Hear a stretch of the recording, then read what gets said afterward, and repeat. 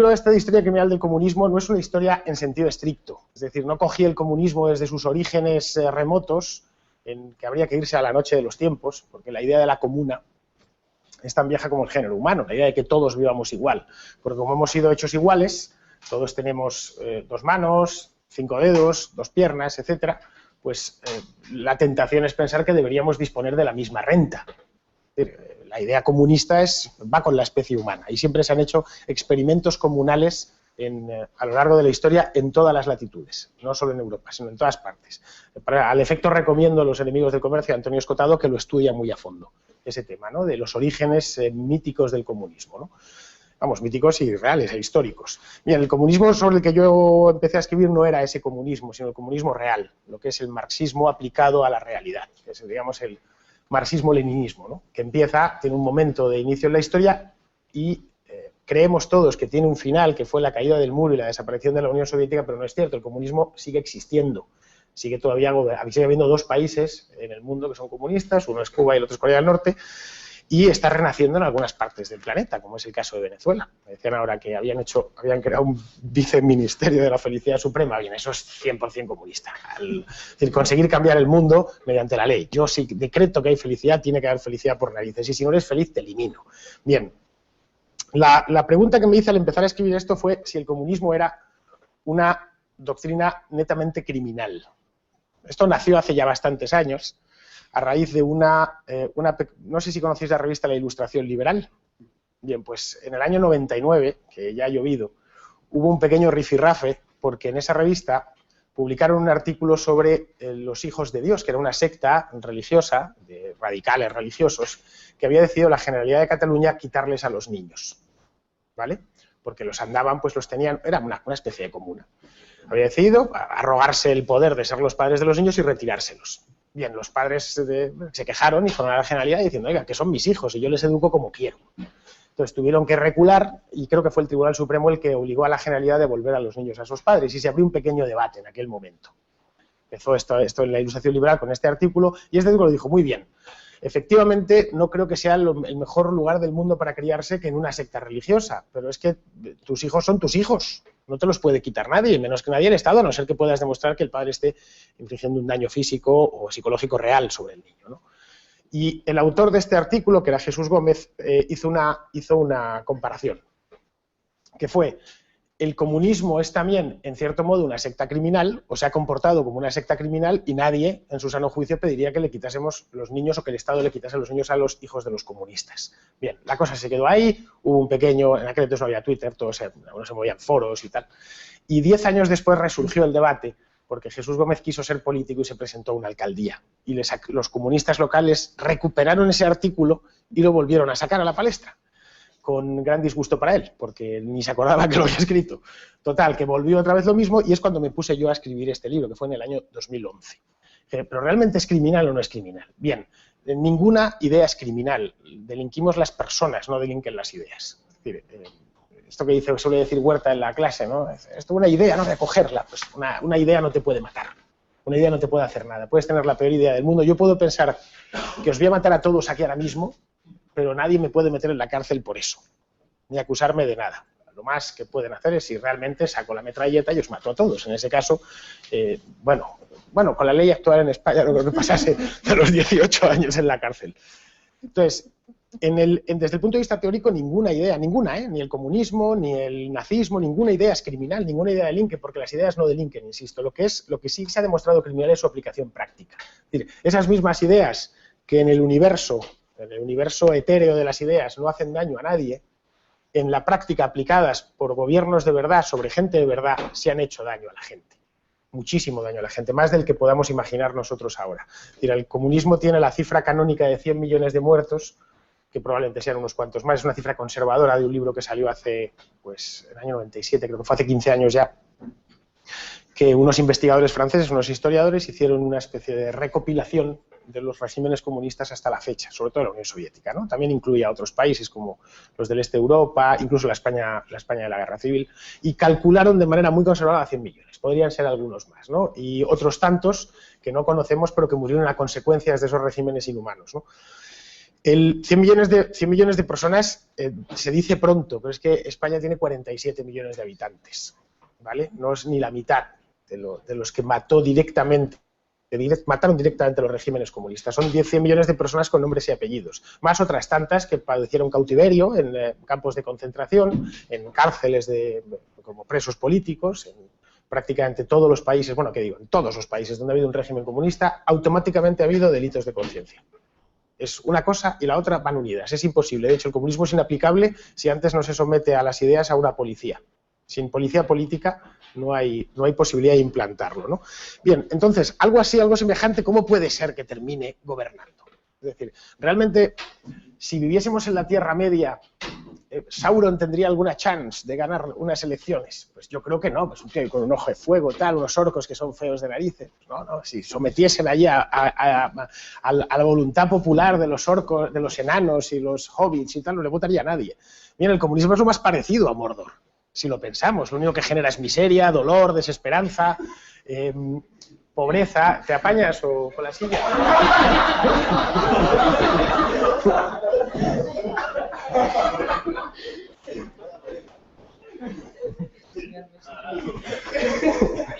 Bueno,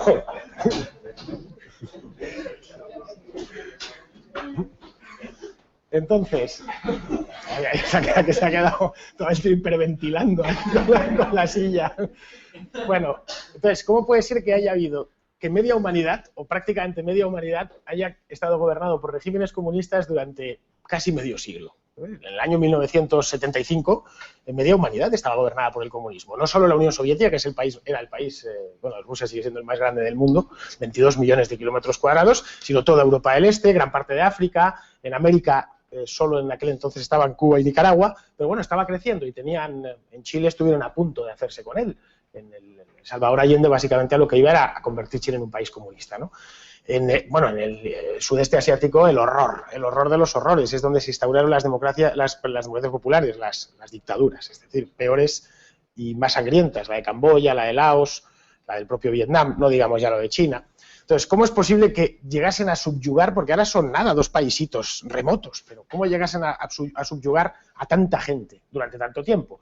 Mira, el comunismo, como parte de una idea aparentemente noble, que es esa que os he comentado, esa idea que la tenemos dentro, es la que tenemos que ser iguales, y la aspiración a la equidad, que consideramos como algo armónico, el ser igual, y lo consideramos una virtud, ser igual al de al lado, o que seamos todos iguales o muy parecidos. Y no es una mala idea, es decir, a nadie le gustan las diferencias, a nadie le gusta ver un millonario en una limusina y al lado un pobre hambriento. Es decir, eso lo rechazamos de plano. Pues, lo primero que pensamos es que mal repartida está la riqueza. Bien, sobre esa dicotomía que es falsa, por supuesto, la de la chistera, el puro y el tío gordo encima de un esquelético, el comunismo ha construido parte de su propaganda, que en eso han sido siempre consumados maestros. Bien, a ser comunista se puede llegar de 3 maneras. Al comunismo se puede llegar nada más de 3 maneras. La primera es por la fuerza, que es la más habitual. Es decir, mira, unos tíos, ¿no? Es lo de la Revolución Rusa, ¿no? Se autolegitiman, generalmente una minoría, el partido bolchevique en la Duma era el 5%, era nada.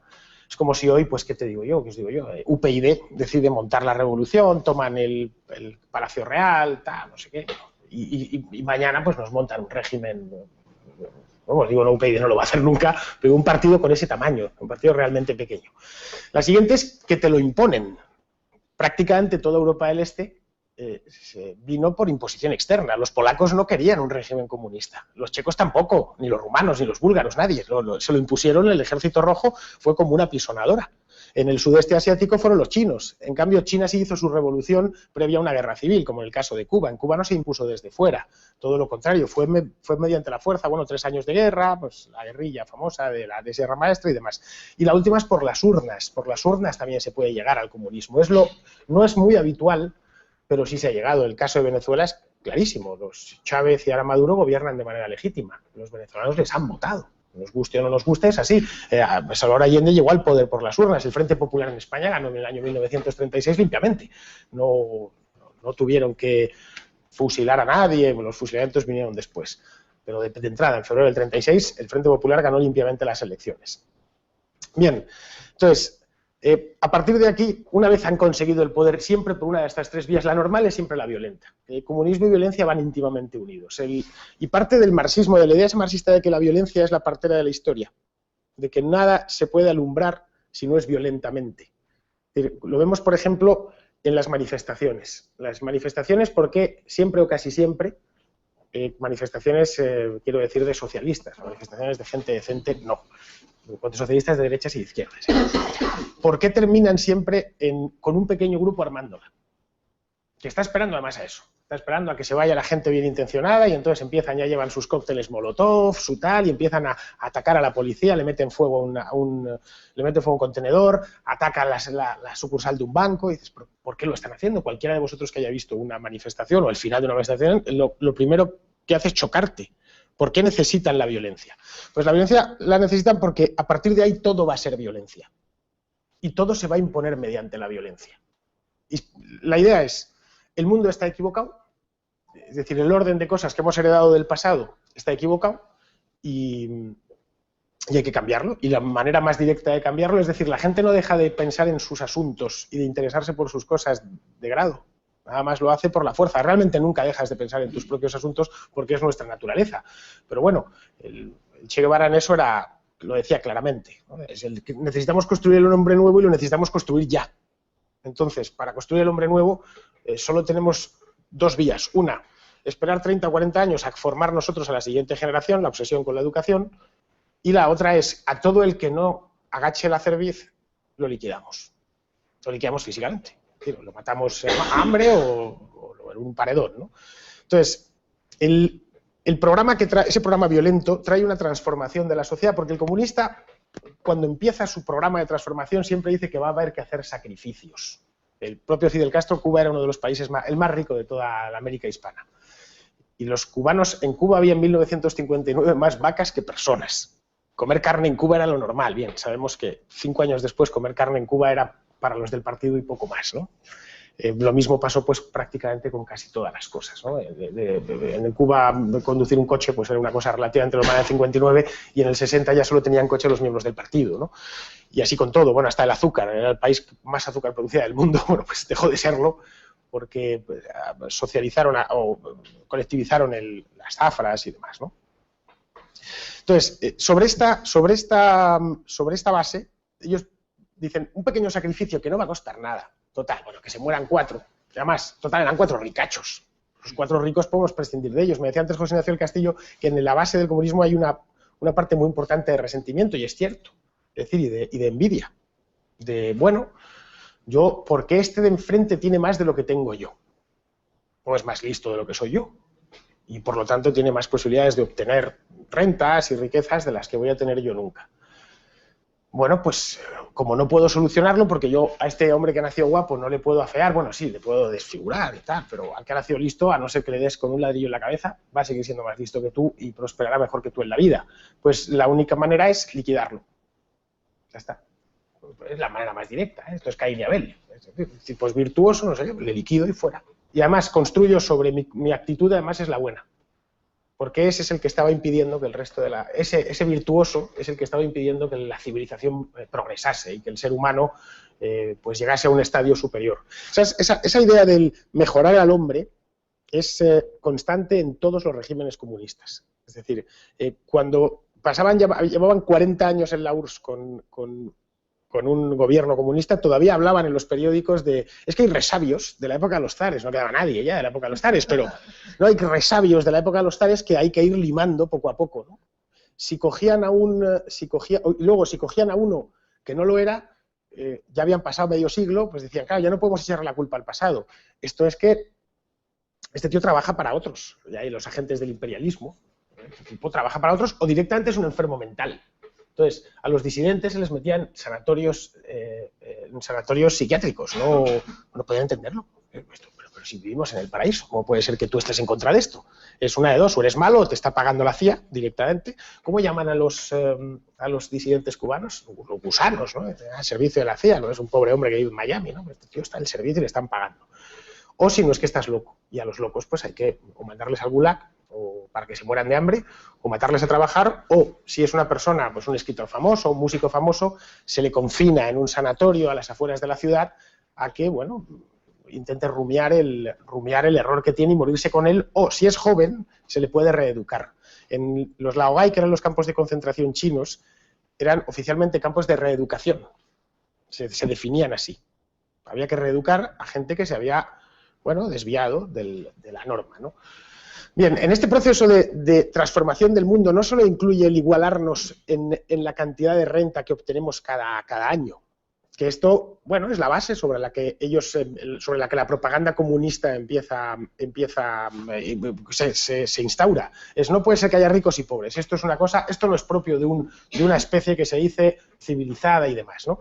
No, a partir de ahí una vez ya están en el poder, tienen que subvertir todos los valores, absolutamente todos. Yo, de los muchos capítulos que tiene el libro, he escogido 3 de ellos en los que trataron los respectivos regímenes comunistas de cambiar el mundo, pero en cada uno de ellos una cosa relativa al mundo. El primero de ellos es sobre cómo la familia al uso, lo que ellos llaman familia burguesa, lo siguen diciendo, no hay más que leer las páginas web, hay comunistas y puntú, es decir, no penséis que estoy hablando de arqueología ni nada de esto, es decir, hay comunistas y siguen en la web y los podemos ver, y yo conozco a muchos y demás, ¿no? Ellos, una familia normal, es decir, un padre, una madre y 3 hijos, es una familia burguesa, y es una familia que hay que eliminar porque es el origen de todos los males que luego vienen. Entonces, en todos, sin excepción, los regímenes comunistas que han sido, se ha tratado de eliminar la familia. La familia, como cualquiera sabe, no hace falta leer a nadie, es algo espontáneo que apareció en un momento de la historia y, bueno, y se ha ido desarrollando. La institución, tú arregla, pues como la moneda. Si alguien nos puede, ¿quién inventó la familia? No lo sabemos, no tenemos ni idea. Sabemos que está así, que funciona así y que, no sé, que a nuestra especie le ha funcionado la organización familiar. Por eso la seguimos, por eso perseveramos en ella, ¿no? Bien, pues esa familia es la que ellos mismos tratan de destruir a cualquier coste. El caso de Cuba, una vez más, que es lo que más cerca nos pilla porque los cubanos son hermanos nuestros a todos los efectos, ¿no? Cuba era un país muy parecido a España, en relaciones familiares. Hoy, como sabéis, Cuba es el país donde más divorcios hay, hijos fuera del matrimonio, donde no sé si os acordáis, el Yancito, el niño este de hace unos años, su madre se llama Marilyn Lacey, claro, si es que con el mal nombre de la madre, cómo estaban, bueno, los padres, pues estaban divorciados, nos hablaban, tal cual, cómo fue el Estado el que quería recuperar el niño.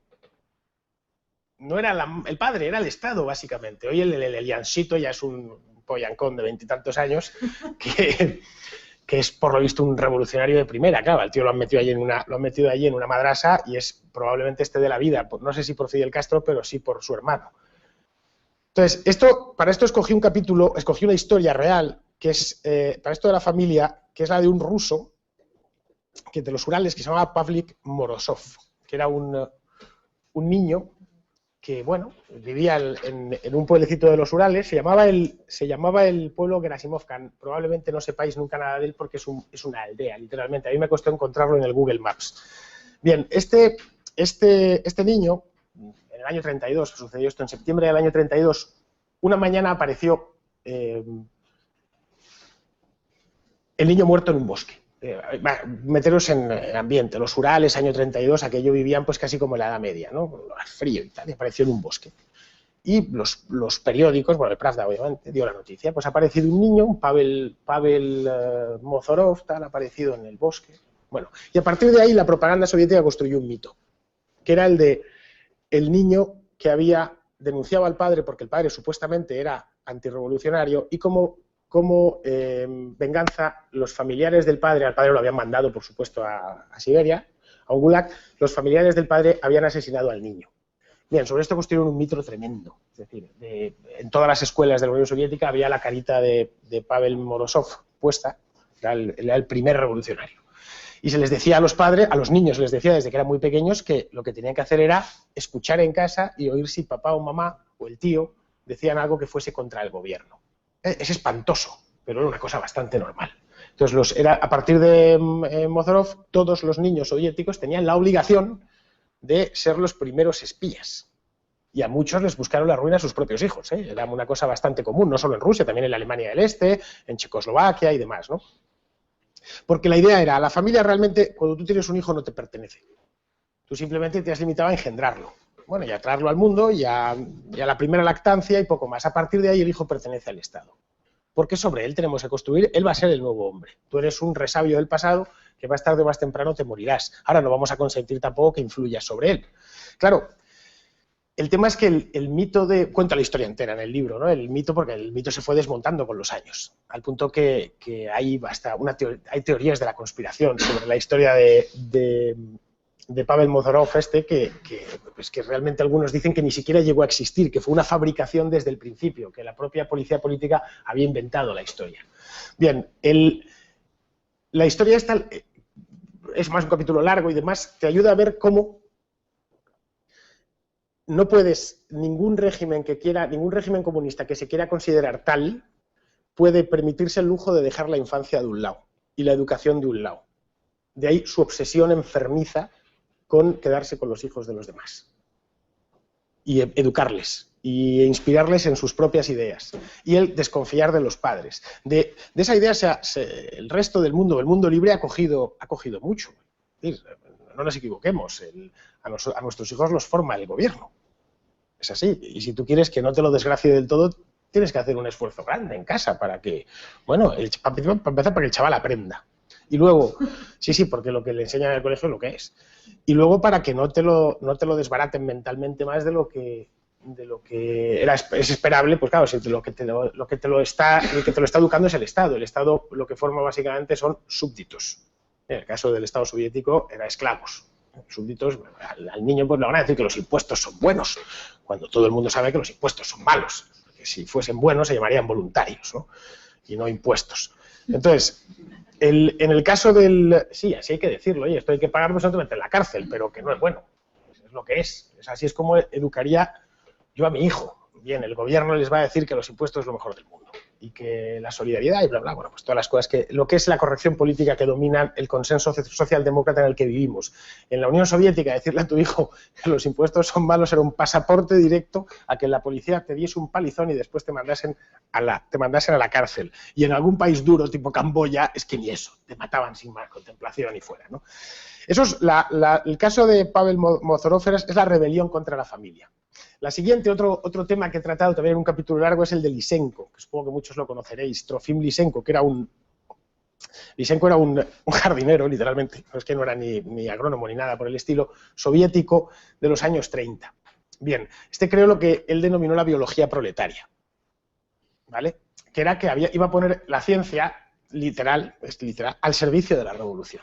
Es decir, nosotros teníamos ciencia burguesa, o el resto del mundo tenía ciencia burguesa y los soviéticos iban a tener ciencia proletaria que era superior. Es decir, mediante unas investigaciones que iba a hacer este hombre y su equipo, Stalin le bañó literalmente en recursos. Tenía los mejores invernaderos, los más recursos que cualquier otro científico en la URSS. Y además él, de hecho, montó una checa científica. Cualquier tipo que llevase la contraria, aunque fuese con la sensatez mayor, terminaba en Siberia, o terminaba muerto, o lo detenían y le torturaban, etcétera, ¿no? Bien, este Trofim Lysenko era pues un jardinero que estaba destinado en una estación de Azerbaiyán. Azerbaiyán está a freír-puñetas, está está pegado detrás de Armenia, en el Mar Negro, pegado a Irán. Es decir, es una república, de ellos los azeríes hablan algo parecido al iraní, no hablan ruso ni nada de eso. Es decir, fijaos el nivel que tenía para que le mandasen a Azerbaiyán. Bueno, pues descubrió que ciertas semillas, lo descubrió, eso lo conocían los campesinos rusos desde siempre, si se humedecían y se enfriaban, esas semillas daban una segunda cosecha extraordinaria, ¿vale? En ciertos años y ciertas partes, dependiendo un poco de la condición del suelo, etcétera. Que en lugares como Ucrania, lugares que son muy fértiles, pues venían muy bien, porque Ucrania era la panadería de la URSS, ¿no? Bueno, había sido el imperio de los zares y demás.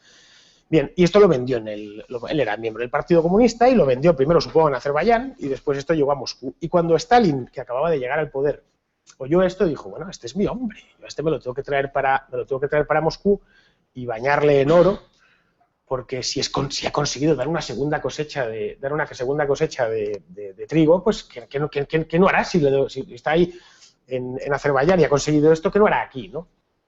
Se lo trajo a Moscú y le dio todos los recursos posibles y entonces empezó a inventar. y él dijo que iba a conseguir, bueno, convertir un guisante en una calabaza. Es decir, él decía que la genética era mentira, que la genética la llamaba la criada de Goebbels, ya que eso de la genética era un invento, bueno, burgués no, Goebbels no era muy burgués, que Goebbels era tan socialista como él, pero bueno, como estaban entonces estaba la Alemania nazi y tal, que eran los enemigos oficiales. Bien, entonces, este se hizo dueño de la Academia de Ciencias de la Unión Soviética. Llegó a hacer disparates como fusionar la genética, la citología, la agronomía, toda la teoría de la evolución, etcétera, ¿no? Y a todo el que le llevaba la contraria lo pasaba a cuchillo, o mandaba que lo pasasen a cuchillo, ¿no? Se le llegó a llamar lisenkoísmo, a su nueva ciencia. Era una disparatada, ¿no? Él llegó al extremo que cuando no le interesaba algo lo prohibía por ley. O sea, había, por ejemplo, un caso, Nikolai Vavilov, que era el mejor biólogo de Rusia. Era un tío que era comunista, era del partido, ¿no? Es una persona, pero claro, era biólogo. Pues a este le acusó de espía británico y de saboteador, y a Vavilov le cortaron el cuello, claro. Es decir, con el poder absoluto que le venía del Kremlin, estuvo haciendo y deshaciendo en los laboratorios soviéticos durante 30 años. Hasta la muerte de Stalin, básicamente, que era el que le mantenía. Claro, el daño que hizo a la... Bueno, uno de sus grandes proyectos fue intentar convertir el trigo en maíz. No lo consiguió nunca. Jamás. De hecho, él como tenía tantos recursos, podía disponer de la mano de obra que quisiese. Claro, lo que los agrónomos de cualquier otra parte del mundo no tenían. Él decía, necesito 200.000 agricultores en mitad de la estepa para que vamos allá a hacer unas pruebas. Y tenía 200.000 agricultores en mitad de la estepa. Luego los agricultores, pues Dios sabe, se morirían de hambre o lo que fuese, ¿no? Del lisenkoísmo, no directamente a causa suya, porque ya había caído en desgracia, vino una campaña disparatada que fue se llamó la campaña de las tierras vírgenes, y era que esto fue Khrushchev, que fue el heredero de Stalin. Él decía que había un problema en el centro de Asia, el centro de la URSS, lo que es hoy Kazajstán, Uzbekistán y demás, y es que estaba desaprovechado. O sea, no puede ser que allí tengamos un par de ríos y que haya el mar de Aral y demás, pero alrededor pues sean estepas. Esto no puede ser, ¿no? Y además que los americanos produzcan más algodón que nosotros cuando nosotros podríamos producirlo allí. Entonces, su plan era convertir Uzbekistán básicamente en algo parecido al sur de Estados Unidos. Para eso tuvo que desecar un mar, que fue el mar de Aral, y allí no había población, era una estepa. Entonces la trajo a los de la Komsomol, que eran las juventudes comunistas, la trajo de las ciudades de Rusia, ¿no? de San Petersburgo, de Leningrado, de Kiev y demás, de las ciudades europeas. En trenes que iban los chavales con 19, 20 años, claro, lo que se encontraban allí pues era un desierto. Desecaron un río para irrigar un desierto, pero seguía siendo un desierto. Es decir, no tenía las condiciones, el centro de Asia. El centro de Asia es seco, pero extremadamente frío. No es como el sur de América, que es muy húmedo y muy cálido todo el año. Claro, fue un desastre absoluto. Eso enlazaba perfectamente con y daba igual, lo importante era al mar de Aral, ya que está seco. Por cierto, solo se ha salvado un trocito, pero ya cuando se destruyó la URSS, porque el gobierno de Kazajstán decidió represar un trocito, el resto está totalmente seco. Decidieron que era un error de la naturaleza el mar de Aral. Literal, pues las palabras literales. Esto era un error de la naturaleza, un recurso ocioso que había quedado allí, pues que quien lo hubiese puesto es que no tenía ni idea, porque es que estuviese ese agua allí, pues era absurdo. Entonces, porque en el mar de Aral desembocan un par de ríos, el Sirdarya y el Amudarya, que vienen del Hindu Kush y por ahí, ¿no? Traían agua suficiente para mantenerlo y tenía, pues cierta población costera, se pescaba, etcétera, ¿no? Y parte de lo mismo, de la rebelión contra la biología, de la rebelión contra la ciencia. Es decir, lo único que han conseguido hacer del centro de Asia hoy, que ya era un desierto entonces, es un desierto tóxico. Es decir, un desierto donde directamente no puede ya vivir nadie. En el caso de lo que fue el mar de Aral, pues era un lago de agua salada. Lo que hay hoy es un desierto salino, que hay unas tormentas de arena tremendas, los niños se mueren a los 2 años por problemas respiratorios, etc. Es decir, el daño medioambiental que ha hecho el comunismo está todavía por cuantificar y todavía estoy esperando que Greenpeace diga algo. Porque a estos se les pasaba algo en Estados Unidos y se morían, pero nunca jamás. Greenpeace nació para ir contra la caza de ballenas por parte de japoneses y noruegos. Bien, en aquel entonces ya estaba desecándose el mar de Aral. Y nunca dijeron ni mu, y siguen sin decirlo. Es decir, las organizaciones ecologistas, que en Occidente casi siempre han sido pantallas de todo esto, de este tipo de desastres. Los desastres de medioambientales no solo se limitan al centro de Asia, en Siberia se hicieron auténticas barbaridades. Uno de los capítulos trata la ciudad de Magnitogorsk, que era un pueblito que tenía la peculiaridad geológica de que había una montaña de hierro. Y acabaron con ella totalmente. Lo llamaran Magnitogorsk porque era la ciudad magnética, ¿no? Y construyeron a su alrededor una ciudad horrorosa, el infierno, pues ya sabéis, ¿no? Los edificios esos de 15 plantas que se hacían una a la semana, los rusos las llamaban Khrushchevkas, porque las había hecho casi todas Khrushchev. En tiempos de Stalin, Stalin mató a Manta, se cargó a 20 millones de personas, pero apenas hizo casas. Los rusos vivían apiñados hasta los años 60, cuando Khrushchev decidió empezar a hacer las ciudades soviéticas que hoy conocemos. Es decir, esas que son horrendas, ¿no? Bueno, cuando uno va a entrar en Praga o en Berlín Este o en el mismo Moscú, ¿no? Entonces, estas ciudades de Siberia se llenaron de Khrushchevkas, de barrios enteros, ciudades enteras, en las que no había nada más que, bueno, pues una industria que habían llevado allí, en este caso minas, sin ningún tipo de... Bueno, en Magnitogorsk se llegó a prohibir la entrada a los occidentales. Ya está, porque claro, a veces llegaban fotos o testimonios a los medios de Estados Unidos o de Inglaterra, ¿no? Y ya dijeron, bueno, aquí está prohibido, esto es una zona libre de occidentales. En la Unión Soviética había unas cuantas, es decir, nadie podía contarlo. Bien, y esto me enlazo con la obsesión de cambiar el mundo enfrentándose a instituciones como la familia. No digo ya la institución de la moneda porque el rublo se lo cargaron desde el día 1, minuto 1. Es decir, eso de tener que estar atados a un patrón o que tener la mínima disciplina monetaria o económica es directamente, bueno, eso se lo cargan ya los que los gobiernan, pues imaginaos los comunistas, ¿no? El rublo nunca valió nada, nadie lo quería. En la Unión Soviética o los países del este había dos mercados monetarios, uno formado por moneda fuerte occidental, las tiendas, bueno, en Cuba todavía se llaman diplotiendas, las tiendas diplomáticas se tenía que pagar en dólares y luego el resto de la gente pues andaba por ahí con papel pintado que era con el que le pagaban el sueldo, ¿no? Bien, pues esta obsesión por cambiarlo todo en Rumanía, que fue un país en el que el comunismo se cebó bastante, porque tuvieron un hijo puta, pero integral, se llamaba Nicolae Ceausescu. Hicieron un experimento único, que una cosa igual no se hizo ni en China, que fue cepillarse el centro histórico de una ciudad, demolerlo, dejarlo a ras de tierra y elevar sobre él una ciudad nueva. Estamos hablando de Bucarest, no estoy hablando de una ciudad, pues eso, de Magnitogorsk, ¿no? Una ciudad histórica, medieval, que tenía un montón de iglesias bizantinas, una historia pues que se remontaba, la historia de Bucarest, pues al año 1000 probablemente, pues como casi todas las ciudades europeas, ¿no? Entonces, Ceausescu, a principios de los 70 fueron una década horrorosa, ¿eh? Yo nací en ella, pero la peor década con diferencia. Fue la década más servil del siglo XX. Ceausescu viajó en el año 71 a China. Mao todavía vivía, más la China enloquecida después de la Revolución Cultural. Y de allí saltó a Corea del Norte y se entrevistó con Kim Il-sung, el abuelo del que está ahora, y se quedó alucinado. Él vio lo de la ideología Juche, que es eso que el comunismo según los coreanos, ¿no? Y vio que aquello era una maravilla. Dijo, pues ¿por qué en Rumanía no tenemos una cosa así? Pues se debió volver en el avión pensando, pues yo tengo que crear una especie como de pensamiento propio que no sea exactamente 100% copiado del soviético y que esto tiene que empezar por rediseñar, porque él había visto, claro, Pyongyang, ¿no? Las ciudades, las que le habían enseñado en Corea del Norte y las veía todas perfectas, no sé qué. Y no puede ser, pues, Rumanía es un desastre. Rumanía está llena de aldeas, de pueblecitos, las ciudades son ciudades medievales, en Transilvania, en el Valle del Danubio. No puede ser. Y creo, al volver, ordenó que se crease él lo llamó, en rumano se dice sistematizarea, es decir, sistematización, que era un programa estatal que se tenía que llevar a cabo en 10 años.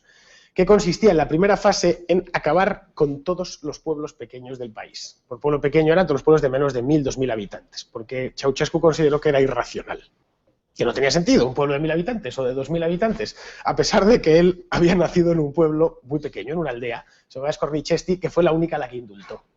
Claro. Pero para que no se dijese que claro, había indultado a su propio pueblo, él dijo, no, es que a Skornichesti lo voy a convertir en ciudad. Entonces, Skornichesti, un pueblecito muy pequeño, la hizo arrasar, su propio pueblo, menos la casa en la que él había nacido, que todavía está, se puede visitar. Y hizo levantar Khrushchevkas, bueno, Ceausescas, en el caso de Rumanía, y a Skornichesti la llenó de industrias estatales alrededor y le puso hasta un estadio de 30.000 localidades, con equipo de primera división, etcétera, ¿no? De hecho, hoy si busquéis Skornichesti veréis que es una ciudad horrenda, pero que todo se lo debe a que Ceausescu es una ciudad nueva, creada en los años 70, ¿no? A raíz del proceso de sistematización, ¿no? Bien, entonces cuando estaba en plena locura, en plena faena de cargársela, de cepillarse literalmente la Rumanía rural, en Budapest hubo un terremoto. no es muy habitual los terremotos en Rumanía, pero como la placa, que es la Oriente Medio y la europea, pues pillan justo en el Bósforo, pues debió pasar algo que total hubo un terremoto bastante grande en el año 1977, en Bucarest. Que bueno, no la destruyó la ciudad ni muchísimo menos, pero sí causó algunos desperfectos, sobre todo en el centro, alguna iglesia se cayó, etcétera, algunas casas, por supuesto todas las que se habían hecho en tiempo comunista se iban abajo, esas las primeras. Y este dijo, ya está. Bucarest es una ciudad preciosa, ¿eh? Es decir, la idea que tenemos de ciudad fea es la que le puso este. Bucarest la llamaban la París del Danubio, era una ciudad de estas austrohúngaras muy bonitas, majestuosas y demás, ¿no? Bueno, pues Ceausescu, que estaba realmente loco, pensó que era la oportunidad de reconstruir la ciudad. Entonces llamó a un equipo de 400 urbanistas y les encargó que 400, ¿no? Como un par de ellos hubiera bastado, ¿no? Pero 400. Y necesitaría el Palacio de la República para reunirlos a todos. Que quería rediseñar el centro de la ciudad. Enteros, como si aquí pues coges 8 kilómetros cuadrados. 8 kilómetros cuadrados es una barbaridad. Es decir, para que os hagáis una idea, el Principado de Mónaco tiene 3 o 4. Es decir, es todo el centro de Madrid y un poco más. Que había que tirarlo todo totalmente desde abajo y encima había que hacer una gran avenida que se iba a llamar la Avenida de la Victoria del Socialismo, en torno a la cual iban a hacer unos... Su idea era construir que Bucarest siguiese siendo el París del Danubio, pero del estilo socialista. Claro, no es el mismo estilo que el de Haussmann, que mal que bien pues es bonito, ¿no? Porque en esa avenida de la Victoria del Socialismo iban a vivir todos los funcionarios de alto nivel y todos los del partido. De hecho, si miráis en Google Maps lo que es Bucarest, veréis perfectamente esa avenida que se lleva a terminar y al final del todo un gran palacio, el edificio más grande del mundo. Quería que fuese más grande que el Pentágono, el edificio construido, ¿vale? Claro, el problema es que en esos 8 kilómetros cuadrados vivía la gente. O sea, había como 50.000 personas viviendo. Bueno, pues las cogió y las desahució, sin ningún problema. Las sacó a patadas y las puso a vivir en edificios altos a las afueras de la ciudad o directamente las mandó al campo. Tú en un país, en un régimen genuinamente comunista como era el de Ceausescu, no eres dueño de dónde vives, no, tú no eliges dónde vives, ¿no? Bien, aparte de la gente, que había pues estos 50.000 que digo, una cosa así, al ser la parte antigua de la ciudad, tenías monasterios ortodoxos, tenías un montón de iglesias, muchas de ellas de estilo bizantino, de tal. Bueno, pues nada, la mayor parte se las cargó. Entonces, llegó a tal extremo que el gobierno de Alemania del Este, es decir, Erich Honecker, se quejó. Dijo, bueno, en las reuniones estas del Comecon, dijo, ¿pero qué estás haciendo, desgraciado? Que te estás cargando la ciudad y esto, claro, nos da más... No porque le preocupase Bucarest, que les daba igual, sino porque esto les creaba mala imagen dentro del grupo, del resto del mundo. Claro, decían, ¿qué van a decir de nosotros? Claro, que nos estamos cargando una ciudad medieval y luego la gente... Pues claro, ¿esto cómo lo van a defender los partidos comunistas de Occidente? A los que siempre se les está señalando con el dedo, que si los gulags, que si las colas y demás, ¿no? Entonces dijo, muy bien, ya está. Y convirtió eso en propaganda. Salvó 3 o 4 iglesias, ¿vale? Con unos, bueno, piedra, tampoco era nada del otro mundo, y lo vendió como sistemas de ingeniería rumanos que nada más eran posibles en el comunismo. Hay fotos, esto se pueden encontrar por internet, todas las que se veía, pues hay unos obreros con unas grúas levantando una iglesia, vamos, cosas... La arquitectura de los años 70 estaba perfectamente desarrollada para levantar una iglesia, ¿no? Y esto lo vendían como, fijaos si estamos por la cultura, que estamos salvando esta iglesia, claro, salvándola de tu propia barbarie. Entonces, esas iglesias, claro, es lo único que queda en el centro de Bucarest, esas que se salvaron, pero solo porque hubo quejas formales, si no se las hubiera cargado todas. Le dio tiempo a terminar prácticamente todo e incluso a construir el Palacio de la República. El gran palacio este que estaba pensado, de hecho, es el edificio más grande de Bucarest, creo que es el segundo del mundo ahora. Y poco después, esto creo que terminó en 86 o 87, en el 89 afortunadamente le metieron 4 tiros a él y a su mujer, ¿no? Habréis visto la escena está en YouTube, ¿no? Que los agarraron unos soldados y se los llevaron a una casa a las afueras de Bucarest y los hicieron a Ceausescu y a Elena Ceausescu, que era casi peor en la mujer que el marido, les hicieron un juicio sumario y los ejecutaron allí mismo, ¿no? Bien, los rumanos, claro, contemplaron atónitos aquello y a esto lo llamaron Ceaushima. O sea, como si hubiera caído una bomba en el centro de la ciudad y habían levantado una ciudad socialista encima. Bien, el caso de Ceaushima era, no ya es que haya que cambiar el hombre, ni que haya que cambiar la ciencia, porque no nos sirve. No, es que hay que cambiar hasta el propio medio en el que es decir, la ciudad lo que vivimos, los pueblos, hay que acabar con el pasado. Es una rebelión contra la historia. contra nosotros mismos, contra la historia. Es decir, la Iglesia hay que quitarla en medio es por eso. En Berlín, por ejemplo, tiraron el antiguo Palacio Real de los Hohenzollern para levantar el Palais de Republik, que lo han tirado otra vez, por cierto, que era una defesio, una cosa para petarse un tiro, vamos. Una cosa de cristal, parecía como estos edificios de oficinas de los años 70, horrorosos, de cristal dorado. Por eso era el Palais de Republik, que lo han tirado por aluminosis, no porque le tuvieran ninguna manía, ¿no? En este palacio de Berlín, que estaba donde había estado el Palacio Real, a Honecker no se le ocurrió mejor idea que hacer una sala de bombillas. Hay fotos, un montón. Además, las fotos de la antigua RDA están todas liberadas en Internet porque el gobierno alemán decidió darle una licencia Creative Commons de esta. Y creó una sala de bombillas que era el recibidor.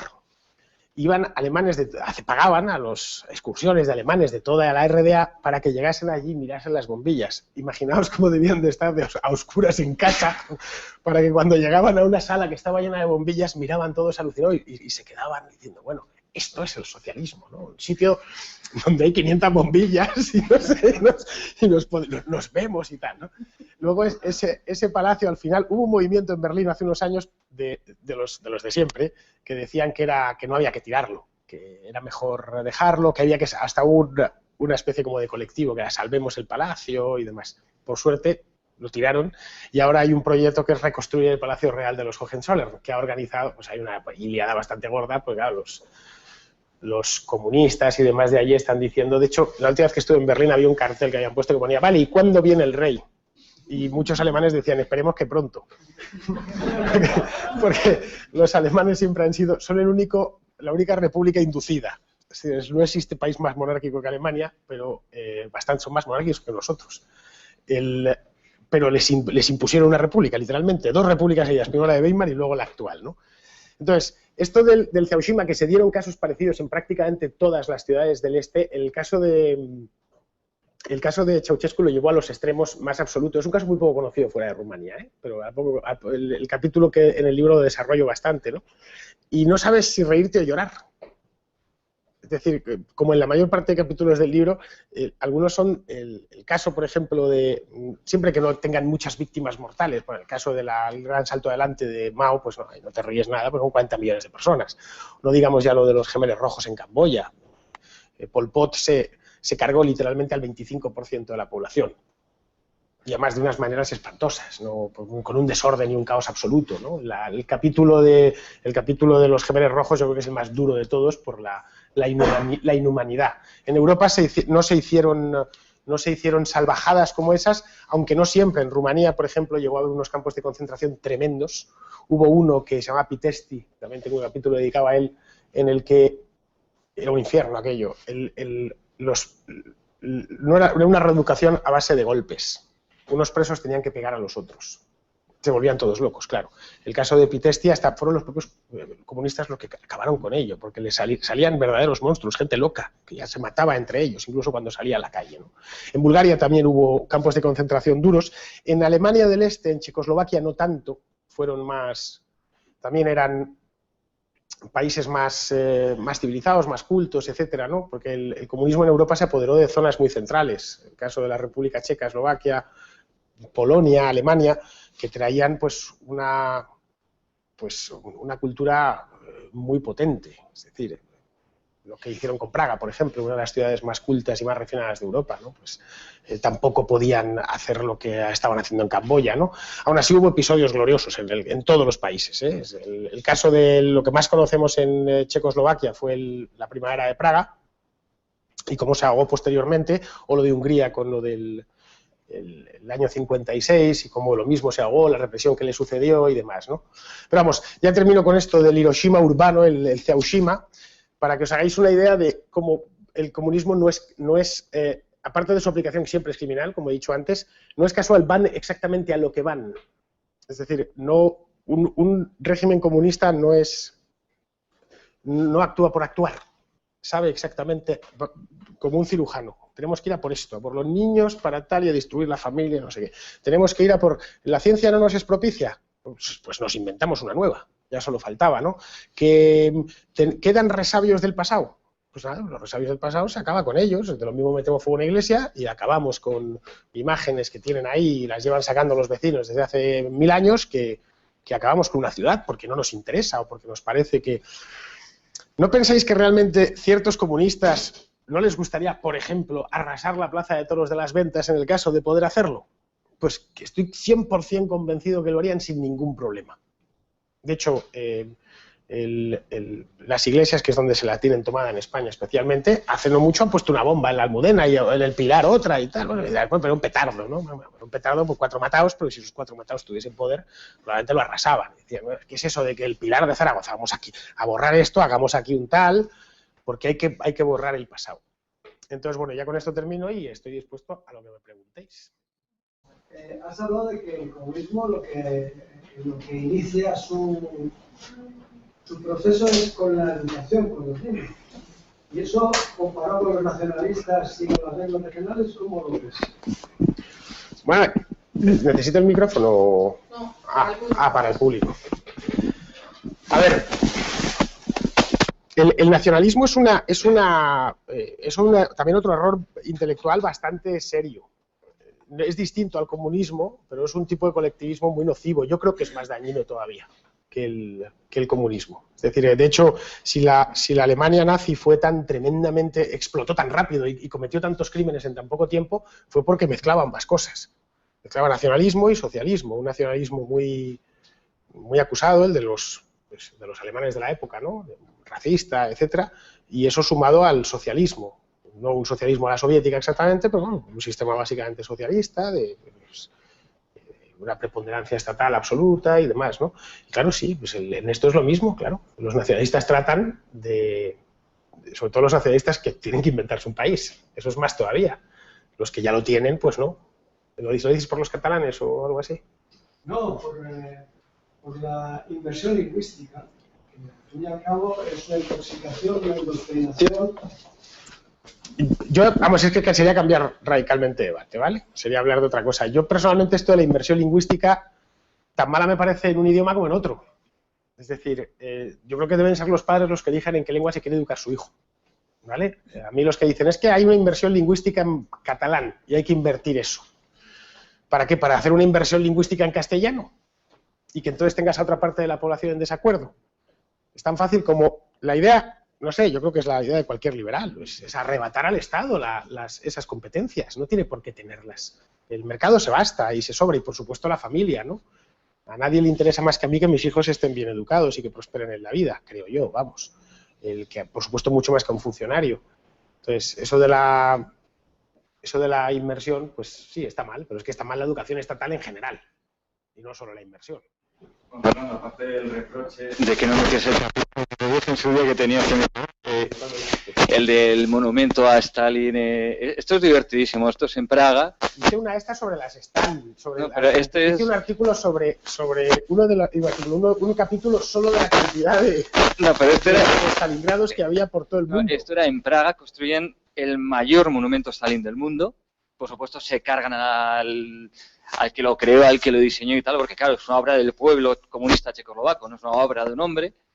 Y después, claro, tiene la mala suerte que después de hacerlo, levantarlo en la ciudad y tal, se muere Stalin. Y claro, dice, joder, ¿qué hacemos con esto? Y tienen que hacer toda una historia para volarlo sin cargarse la ciudad, porque para quitarlo ponían en riesgo toda la ciudad para poder volarlo del tamaño que tenía. Pero bueno, al margen de esto, que el próximo estudialo y cuéntalo y tal, el próximo capítulo del libro, que está muy bien, yo lo he leído y es excelente.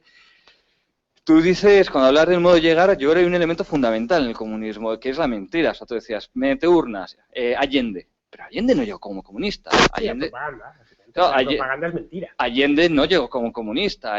Se apoyó en los comunistas, traicionó a todos. Claro, justo por las armas.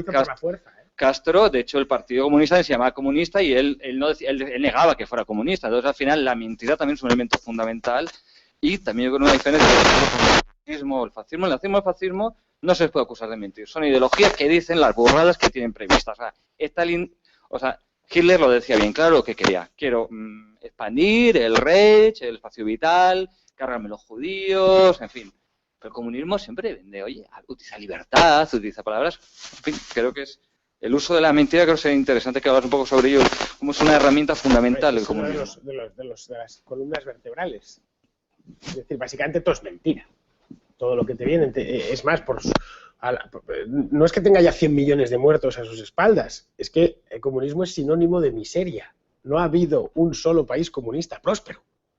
No hay más, y no hay que darle más vueltas. Y eso que llegaron a atrapar países realmente con tradiciones industriales, con los que he dicho antes del centro de Europa. Es decir, convertir a la República Checa, a Bohemia, en un lugar pobre, hay que hacerlo realmente mal. No es que dices, no, es que, a ver, Angola, no. Estoy hablando de países que ya eran muy ricos antes de ser comunistas. El caso de Alemania, ¿no? La parte de Alemania que les quedó, que no era para nada pobre, aunque ellos dijeron es que nos tocó la peor parte de Alemania, de eso nada. Leipzig, Dresde, el propio Berlín, no era nada pobre, ahora es más pobre que la del oeste. Pero claro, después de 40 años de comunismo. A ver, lo de la mentira es fundamental. Nadie te puede decir, no, es que te voy a robar.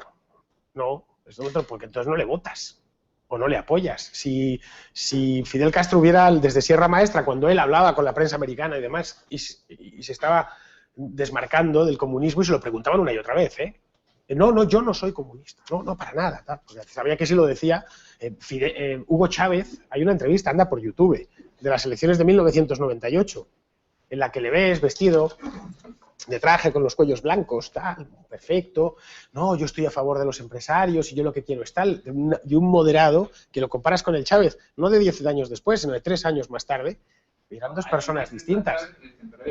Cuba es una dictadura, no es una dictadura. Y Chávez dice que es una dictadura, sí. Claro, el engaño es fundamental. Es que si no engañas, no...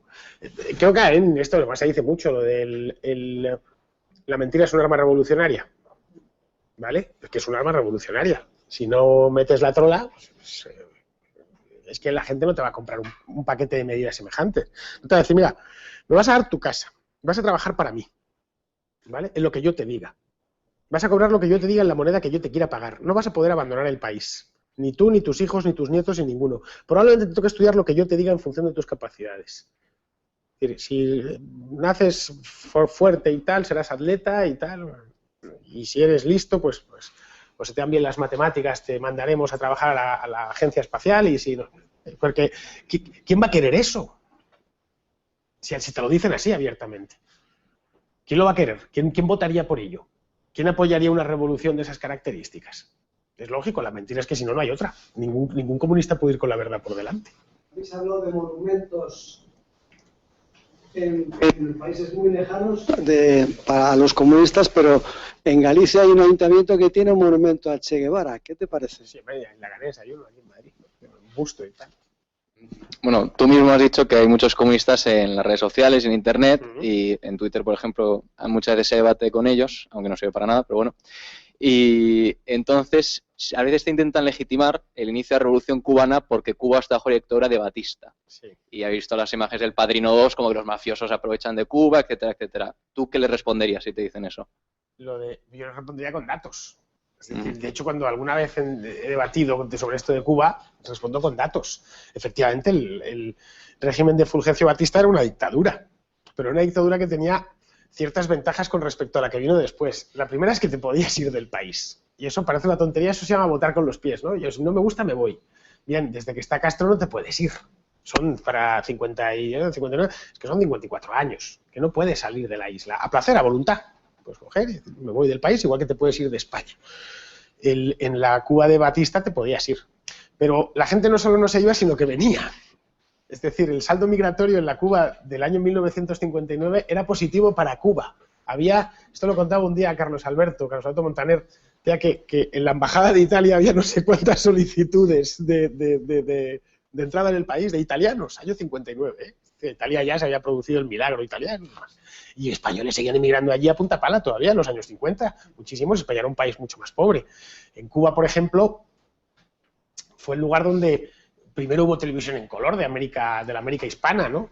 En Cuba, bueno, siendo ya colonia española, era el lugar más rico de España. El primer ferrocarril en España fue en Cuba, no fue en España. En la España peninsular, digamos, pues la Habana-Güines, que es en 1837, creo. Y el primer ferrocarril en la España peninsular es el Barcelona-Mataró en 1848. De hecho, el que construyó el Barcelona-Mataró fue un catalán, un tipo de Mataró, un industrial de allí, que él había estado presente en la inauguración de la Habana Winnes y dijo, jo, estos cubanos están la mar de desarrollados, yo me voy a llevar y esto lo voy a poner yo en Mataró, ¿no? El primer ferrocarril en Cuba fue militar. Sí, Como del ejército. El que la Habana Winnes no era azucarero, básicamente. No, el primer ferrocarril que se tendió en España fue en Cuba, pero fue con fines militares, ¿se acuerdan? No, el primer ferrocarril en Cuba, Chin, fue la Habana Winnes, que era azucarero. Era para mover azúcar. Era un ferrocarril de ingenios, que además también montaba gente. La guerra de Cuba no había ni empezado en 1837. Vamos, la guerra de Cuba empieza, la guerra como tal, empieza en 1868, 30 años después. No hacían falta, si apenas había militares en Cuba. La muy leal, Isla de Cuba, ¿no? No era necesario. En 1837, de hecho, estaban encantados los españoles allí. No, míralo, fue un ferrocarril azucarero, que también llevaba gente. Vamos, que te indicaba de la cantidad de capital disponible que había en Cuba, que era mucho mayor que el que había en la península, ¿no? El hombre este que hizo en Barcelona Mataró se las dio negras para conseguir capital, al final tuvo que traer capital francés, inglés, etcétera. Vamos, que Cuba en el siglo XX era un país, sobre todo en los años 40, 50, era un país muy rico, mucho más rico que cualquiera de los países del entorno suyo, del Caribe y de Sudamérica y demás. Tan rico que emigraba gente allí. Si con eso no te hace falta medir mucho más. La deseabilidad de un país te la mide la balanza migratoria. Cuando la gente se va, ¿la gente qué hace? ¿Se va o viene? Tú antes quieres saber qué tal va un país, mira cuántos emigrantes entras y cuántos salen. No hace falta que mires más ni el PIB ni leches. ¿Cuánta gente se va y cuánta gente entra? Y eso es el mejor índice de deseabilidad de un lugar. ¿Cuánta gente se va a vivir a Corea del Norte? Que yo sepa es cero. ¿Vale? Hay un montón de... Bueno, sí, he ido en Madrid, perdón, en Barcelona, he ido aquí. Que yo sepa es cero, ¿vale? ¿Cuánta gente intenta salir? Pues no lo sabemos, pero estoy seguro que muchísima que está intentando salir. Y el que puede sale, ¿vale? ¿Cuánta gente intenta salir de Cuba? Pues yo creo que miles de personas. La cantidad de gente apuntada que hay en las embajadas, en los consulados, tal, hasta que les dan el pasaporte, etcétera. ¿Cuántos quieren ir para allá? Pues yo voy quitando a Willy Toledo, es que no se me ocurre ninguno más, que se quiera ir a vivir allí y trabajar allí como un cubano. Carlos Tena estuvo también allí, pero se volvió. Estuvo allí unos años y no sé qué, y se volvió. Este vuelve ya, claro. Ya ha visto eso. ¿Cuánta gente quería vivir en Alemania del Este y cuánta en Alemania del Oeste? No sé si habéis visto Goodbye Lenin, esta película que es una película bastante buena, ¿no? Que le hacen a la madre que está enferma muriéndose, le hacen unos vídeos de mentira y le dicen, claro, como la mujer ha salido y ha visto coches occidentales, decide el amigo del hijo, montarle un vídeo, una pieza de informativos, que aparecen en unos BMWs y le ponen el off diciendo, no, pues ha habido una avalancha de occidentales en Berlín porque están hartos de la competencia y del no sé qué, para que la mujer, vale, claro, ahora entiendo porque yo había visto unos de Wuppertal ahí en el... Sí, o lo de la Coca-Cola y tal, ¿no? No, que ha habido un acuerdo que hemos tenido con el... Siempre es así. Y no hace yo creo que es el argumento definitivo, ¿eh? No hace falta enmierdarse más. ¿Cuánta gente quiere salir y cuánta gente entra? Punto, no hay más. En el caso de Cuba te van a venir con lo del bloqueo, no existe tal bloqueo. Es decir, en Cuba no está la armada yanqui allí bloqueando la cosa, no, hay un embargo que afecta solo a los Estados Unidos. Cuba puede comerciar con el resto del mundo. De hecho, comercia con España. Aquí yo he comprado tabaco cubano. Legalmente, por no hablar de que es el bloqueo, entre comillas, más ineficiente de la historia de los bloqueos, porque La Habana está inundada de dólares, yo no sé cómo, pero está lleno, aquello está, y hay productos americanos por todos los lados, pero bueno, con cualquier lado pueden comerciar, menos con Estados Unidos, eso no sirve de excusa, pero bueno, puedes coger Corea del Norte no tiene ningún bloqueo, o sea, aquello es una miseria. El caso de Venezuela actualmente, que no tienen ni papel del váter. que la cosa está clara y los venezolanos en cuanto pueden se van del país. De hecho, aquí alguien se quiere ir a vivir a Caracas. Con trabajo, ¿eh? No estoy... Trabajo en Caracas, mañana, para incorporarse mañana. Nadie, eso no me interesa. Pues porque, o alguien pondría una empresa en Venezuela. Nada, una cosa sencilla, un kiosco pipas, ¿eh? No estoy hablando de... No, porque me lo van a quitar al quinto día, entonces ¿para qué lo voy a abrir? Es así, en serio, yo cuando debato más que con cierto tipo de gente no merece la pena debatir. Porque es que hablas con believers y hablas con tíos con... hablas con un... Es como si tú ¿qué te digo yo? A un testigo de Jehová le quieres convencer de que Dios no existe. Es que puedes pasarte años que no le vas a convencer. Le puedes sacar lo que quieras, todo, la paradoja de Russell, no sé qué, da igual, no le vas a convencer. Pues con esto, en este caso, es lo mismo. ¿Y qué pasa con China? Eso siempre se deja a un lado. ¿Cómo con China? ¿Qué pasa? Es comunista. Sí, claro, China es un régimen comunista. Lo que pasa es que es un régimen comunista que ha decidido, cuyos líderes han decidido no cambiar el mundo. Lo intentaron ya, y además, ¿de qué manera? Pero a partir de los finales de los 70 y sobre todo ya en los 90 decidieron que, bueno, que mientras ellos estén en el poder, el resto de la gente puede irse del país, puede emprender, montarse una fábrica, una tienda, etcétera. Un país tremendamente corrupto, por otro lado, y bastante despótico. En China, básicamente, es que si tú no te metes en política, puedes hacer cualquier cosa. Puedes hacerte millonario. Siempre y cuando no digas que el Partido Comunista, los del Partido Comunista son una panda de cabrones. Pero puedes hacer cualquier cosa. En ese aspecto se parece, salvando las distancias, que son muchísimas, a la España de Franco. Era una dictadura peculiar, donde, bueno, tú podías prosperar en la vida siempre y cuando no te metieses con el movimiento nacional, o no, por supuesto, no te metieses con Franco, pero del país te podías ir. Podías montar un negocio y lo que fuese. Es que el problema de los países comunistas, lo que fue China antes de las grandes reformas, es que era una cárcel en sentido estricto. Hoy al menos no lo es. No puedes votar ni nada de esto. Pero puedes vivir normalmente. De hecho, por cierto, a China la gente va, no se va. Sí. Fernando, yo creo que está muy bien que haya conferencias como esta en las que se explique lo que ha sido el comunismo, pues para que no se olvide. Pero esto, de alguna manera, alguien tan clarividente como era Hayek, pues ya lo decía, en 1960, en su libro La Constitución de la Libertad, decía, bueno, criticar el comunismo es casi perder el tiempo. Dice, porque ahora mismo es evidente, lo decía en 1960, a él le parecía evidente que el comunismo es un fracaso y que la mayor parte de la gente en el mundo occidental lo rechaza. Dice, con lo que nos tenemos que enfrentar realmente es con otra forma mucho más vaporosa de socialismo. Él hablaba de socialismo real que realmente era el comunismo. Dice, con otra forma más vaporosa de socialismo y más difícil de atacar, que es la socialdemocracia.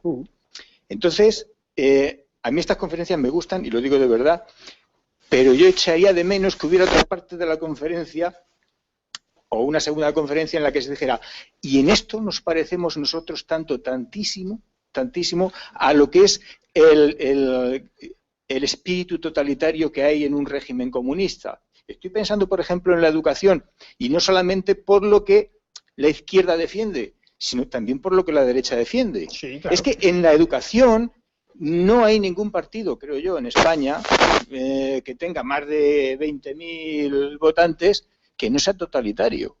Es decir, incluso el Partido Popular de Madrid, que es al que algunos vemos como el último reducto, pues la propia Esperanza Aguirre, por ejemplo, hace poco decía, o hará un año, decía que ella estaba dispuesta y le parecía muy bien dar las competencias de educación al gobierno central, para que estemos todavía en un régimen aún más totalitario y sean más unificados aún los planes de enseñanza.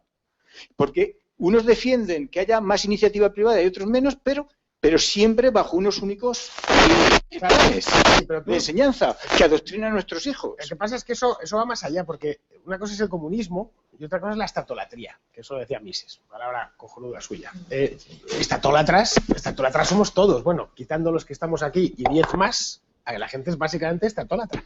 Es decir, tiene al Estado endiosado, fuera, y no hay más. El Estado es el gran proveedor. Eso es lo que decía Bastiat, ¿no? Es la gran falacia mediante la cual todo el mundo cree vivir a costa de todo el mundo cuando es el Estado el que se sirve de todos, ¿no? Bien, vivimos en un mundo tremendamente estatólatra, no hay más que abrir el periódico por la mañana, y yo trabajo en un periódico y sé lo que llevamos, ¿vale? Que es fulanito dice y fulanito es un político. Y el gobierno va a hacer, y la oposición dice, y el ministerio de tal va a dar una línea de ayudas de no sé qué, es Estado, Estado, Estado, Estado y más Estado. Los primeros fabricantes de noticias en España son los políticos y sus secuaces. Un día sin por eso dicen, ¿qué pasa en agosto que no lleváis noticias? No, pues no llevamos porque están todos en la playa.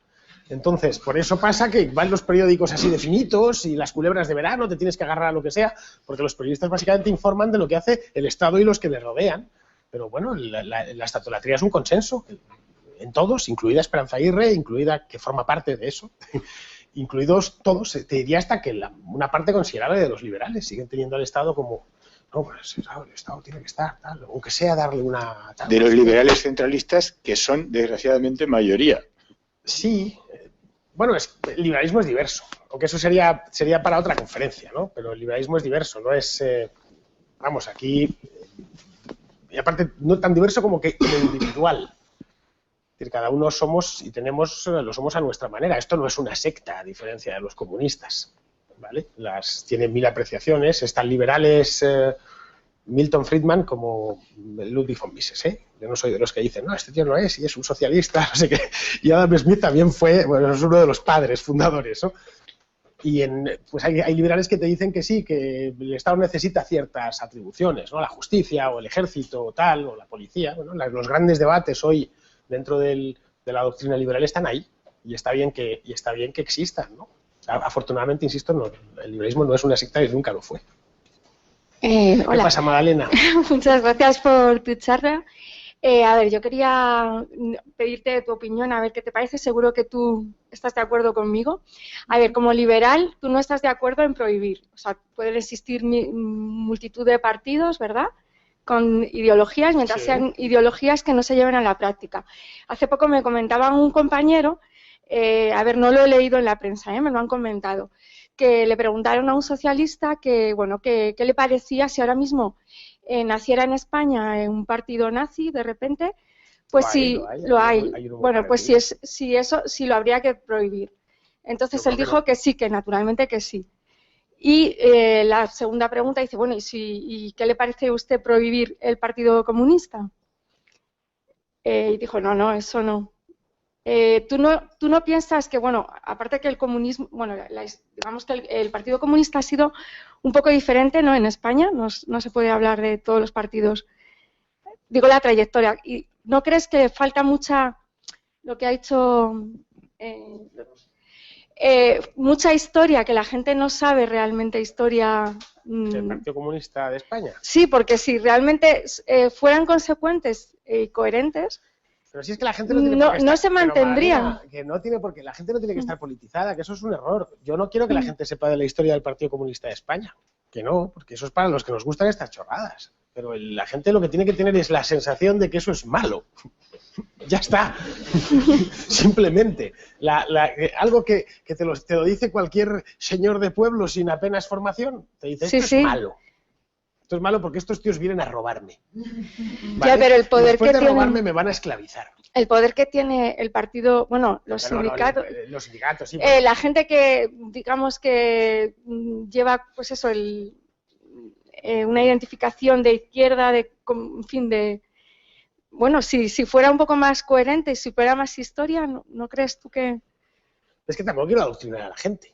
¿Vale? La gente es libre. Me gusta contar cosas y cuento estas cosas porque además, bueno, mi estilo, mi manera de escribir y que es muy parecida. Por ejemplo, en otros países el Partido Comunista también está prohibido. Si lo que quieres preguntar es si hay que ilegalizar el Partido Comunista, no se debe legalizar ningún partido. Ya, tú como liberal, volvemos a lo principio, totalmente de acuerdo. Ideas no delinquen. Totalmente de acuerdo. Si tú mañana quieres hacer un partido que dice, este partido solo va a ser para hombres de raza blanca, rubios, de ojos claros y que midan más de 1,80.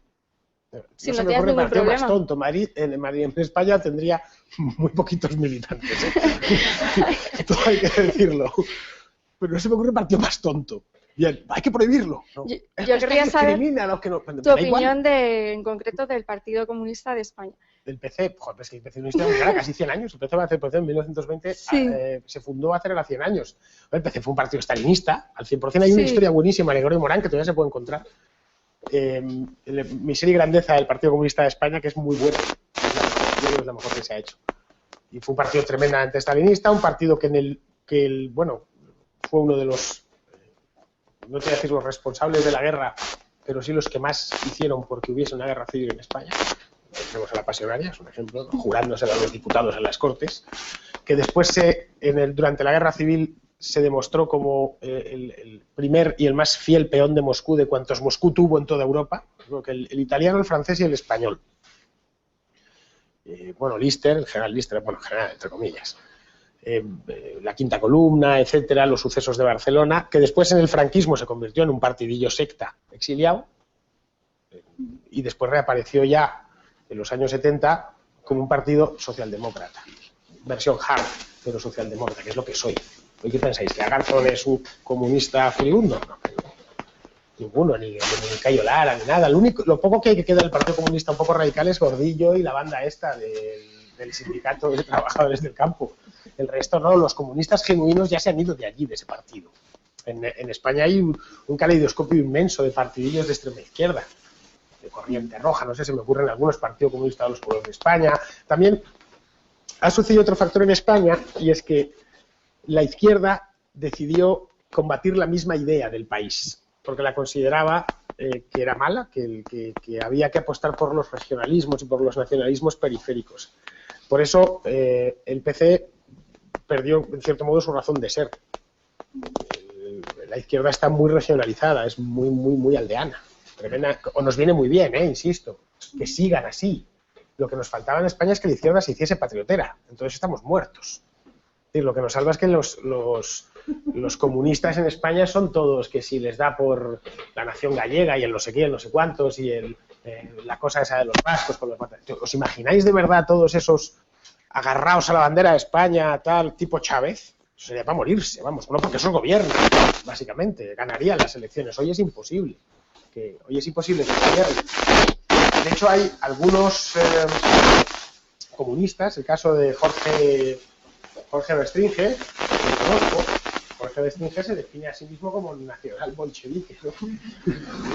Él dice que el gran error del partido o de los comunistas en España ha sido negar la nación, y que eso les ha ocasionado ser minoritarios, ¿no? O los ha dejado llevar en partidos nacionales, en tal, y deberían reclamar la nación española y tal, o franceses y demás. Vamos, poco más te puedo decir. Para una historia del PC haría falta una conferencia entera. Otra pregunta y ya termino. ¿Tienes muchísimos libros como historiador? ¿Cuál? Porque tienes un montón vamos. Mi libro... ¿Cuál nos recomendarías para empezar? Enciclopedia Perroflauta, por favor. Vale. Porque en la Enciclopedia Perroflauta, a diferencia de este, o de las batallas, o de 30 siglos o nada, procuro hacer reír a la gente. Y tú sabes que quien me hace reír a un hombre merece el paraíso. ¿Vale? Entonces, en este caso, bueno, pues a la gente que se forme o que se entretenga un rato leyendo todo esto, ¿no? Y trato de convencerla, pero con la Enciclopedia Perroflauta trato que la gente se ría.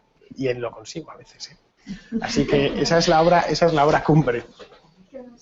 En el Amazon la tienes. Sí, una cosa.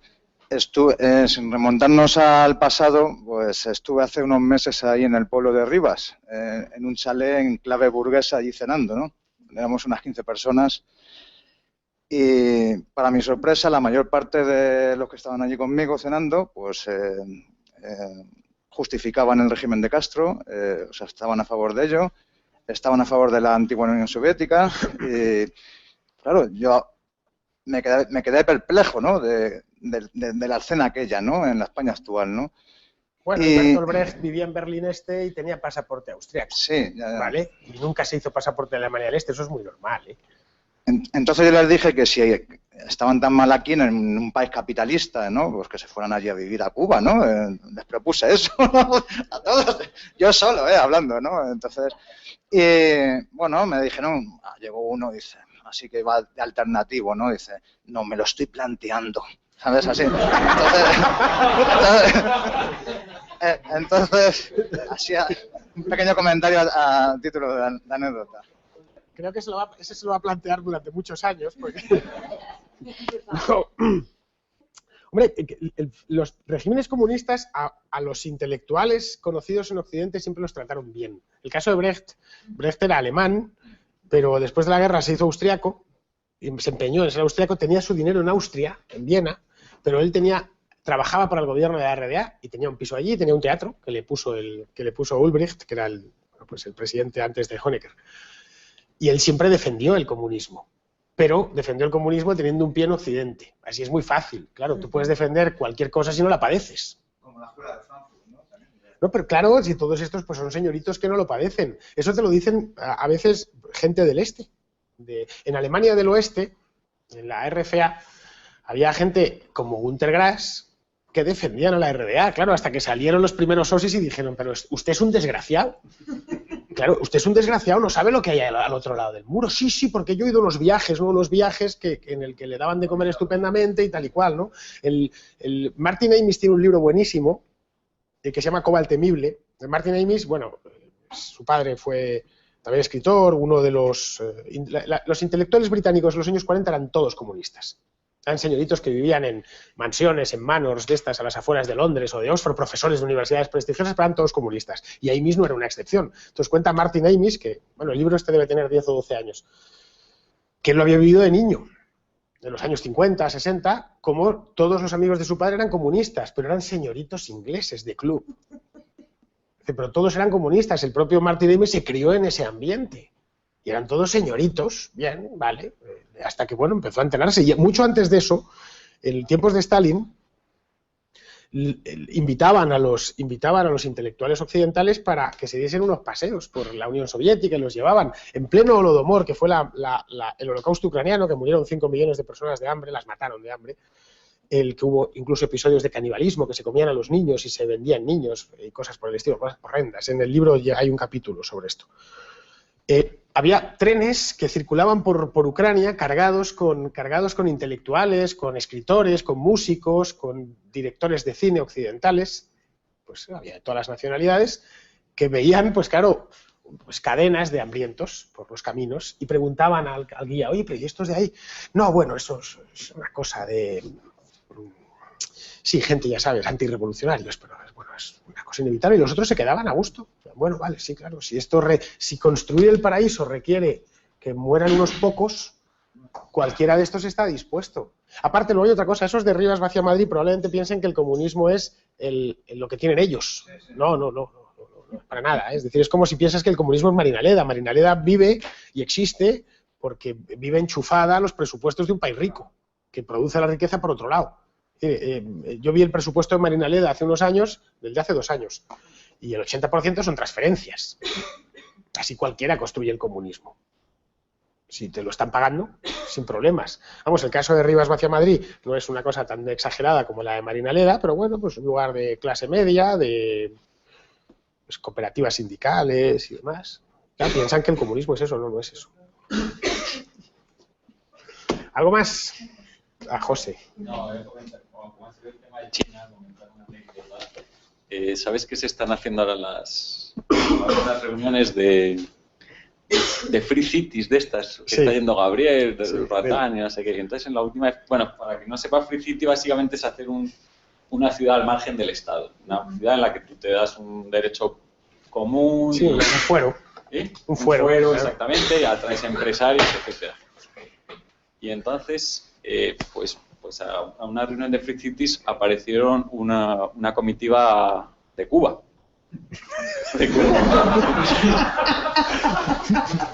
No, y entonces, claro, Gabriel dijo, pues, habló con ellos y dice, no, es que a nosotros esto nos interesa mucho porque los chinos han sido unos tíos muy inteligentes.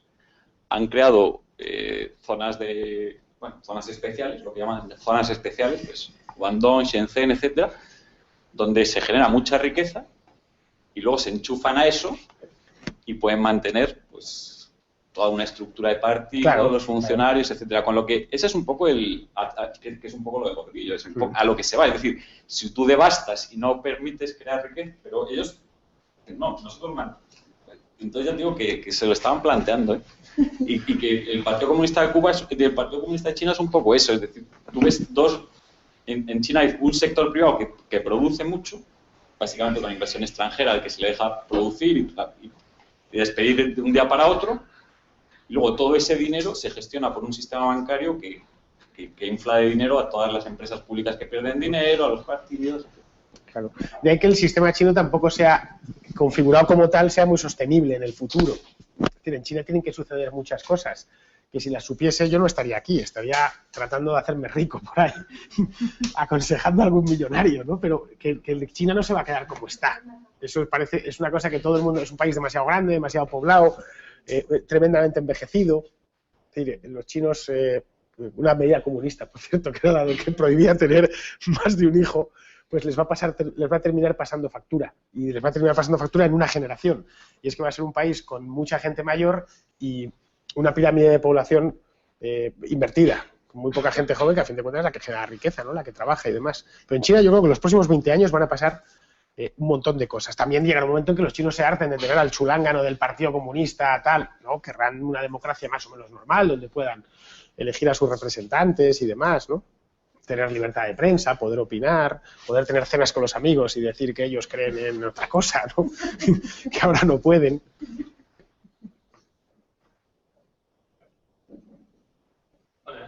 Bueno, yo como igual que tú intento ser un poco perroflautólogo porque trabajo sobre el terreno en Somos Aguas bastantes veces. Hay en políticas. Sí, hago relaciones internacionales allí, además en el centro, en políticas, y conozco bien el terreno de las asociaciones y demás. Y el otro día, como te sigo en Twitter, porque además eres perroflautólogo, la máxima autoridad. Primera autoridad nacional.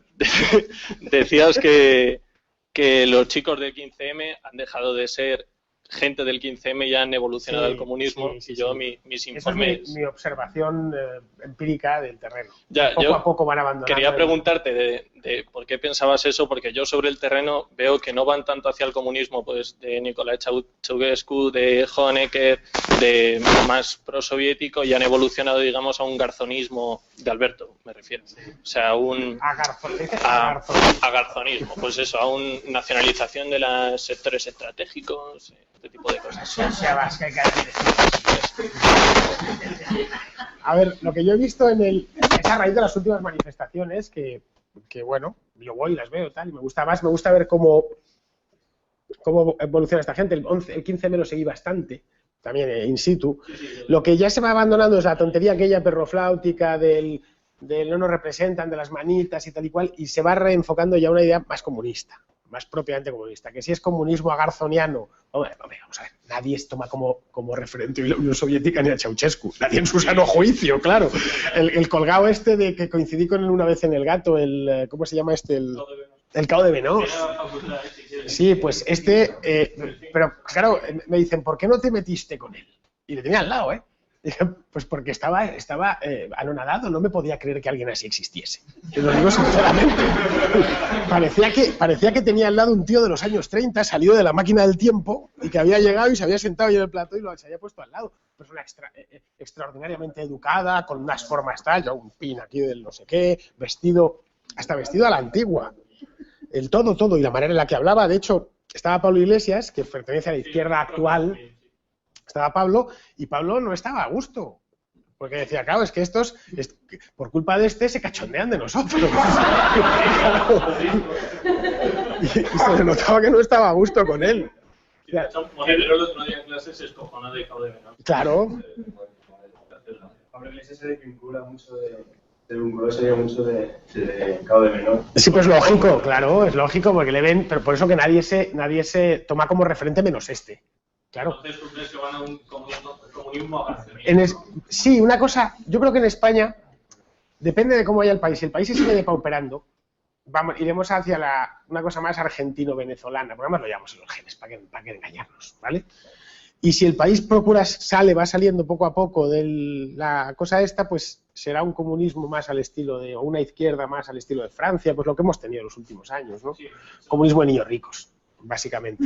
Antiglobalización, no sé qué, de niños ricos. El gran problema, como todo, es que la cosa empeore, y vaya peor. Porque, claro, estos tipos luego se te hacen con el poder, nadie va a hacer lo que se hizo en la Rusia de los años 20. Eso es imposible, menos en un país como España, ¿no?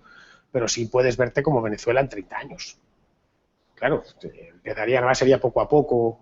Y eso de que ninguna libertad se pierde de un golpe, creo que fue Tocqueville que lo decía, ¿no? Pues es que es verdad, ninguna libertad la pierdes de un golpe. Esto se pierde poco a poco y tal. ¿Algo más? Sí, yo te voy a hacer una pequeña reflexión, aunque yo creo que ya lo has tocado más o menos ahora en las intervenciones, las últimas intervenciones de los intelectuales para diseminar la bondad del marxismo y de los países que abrazan este tipo de economías. ¿Hasta qué punto te parecen imprescindibles o necesarios o si tú consideras que han tenido un papel relevante? Me refiero en los últimos tiempos, pues, por ejemplo, a los que estáis citando, que son profesores en la Universidad Complutense. Entonces, ellos van y asesoran y destrozan un país como Venezuela, No, y no, luego no. siguen dando clase. Tanto como destrozarlo. Bueno, quiero decir, bajo sus directrices, No, pero- las directrices de a la ver, banda de Bestringe sí, han sí. conseguido que Venezuela sea el país que es. Más o menos creo que tienen algo de Pero relación. que no es responsabilidad creo. suya directa, es de, No. es de Chávez y los que gobernaron allí. Ellos fueron allí, bueno, pues a hacer la Constitución. Creo que en Bolivia también hicieron una cosa parecida y demás. Pero de todos es conocido que Juan Carlos Monedero está ahí dando Sí, clases, sí, que sí. Bestringe ha estado asesorando al ejército venezolano y que la banda de Fernández Liria y todos estos marxistas son neomarxistas dan allí clases y asesoran como debe ser el nuevo hombre venezolano. Entonces, Pues, el mira, papel de estos es importante, es hay un libro que yo creo que es fundamental, que se llama, es de Carlos Rangeles, por cierto, un venezolano, escrito en los años 70, que se llama, lo reeditó Gota a Gota hace unos años, así que todavía quizá lo puedas encontrar. Si no lo encuentras, se llama Del buen salvaje al buen revolucionario.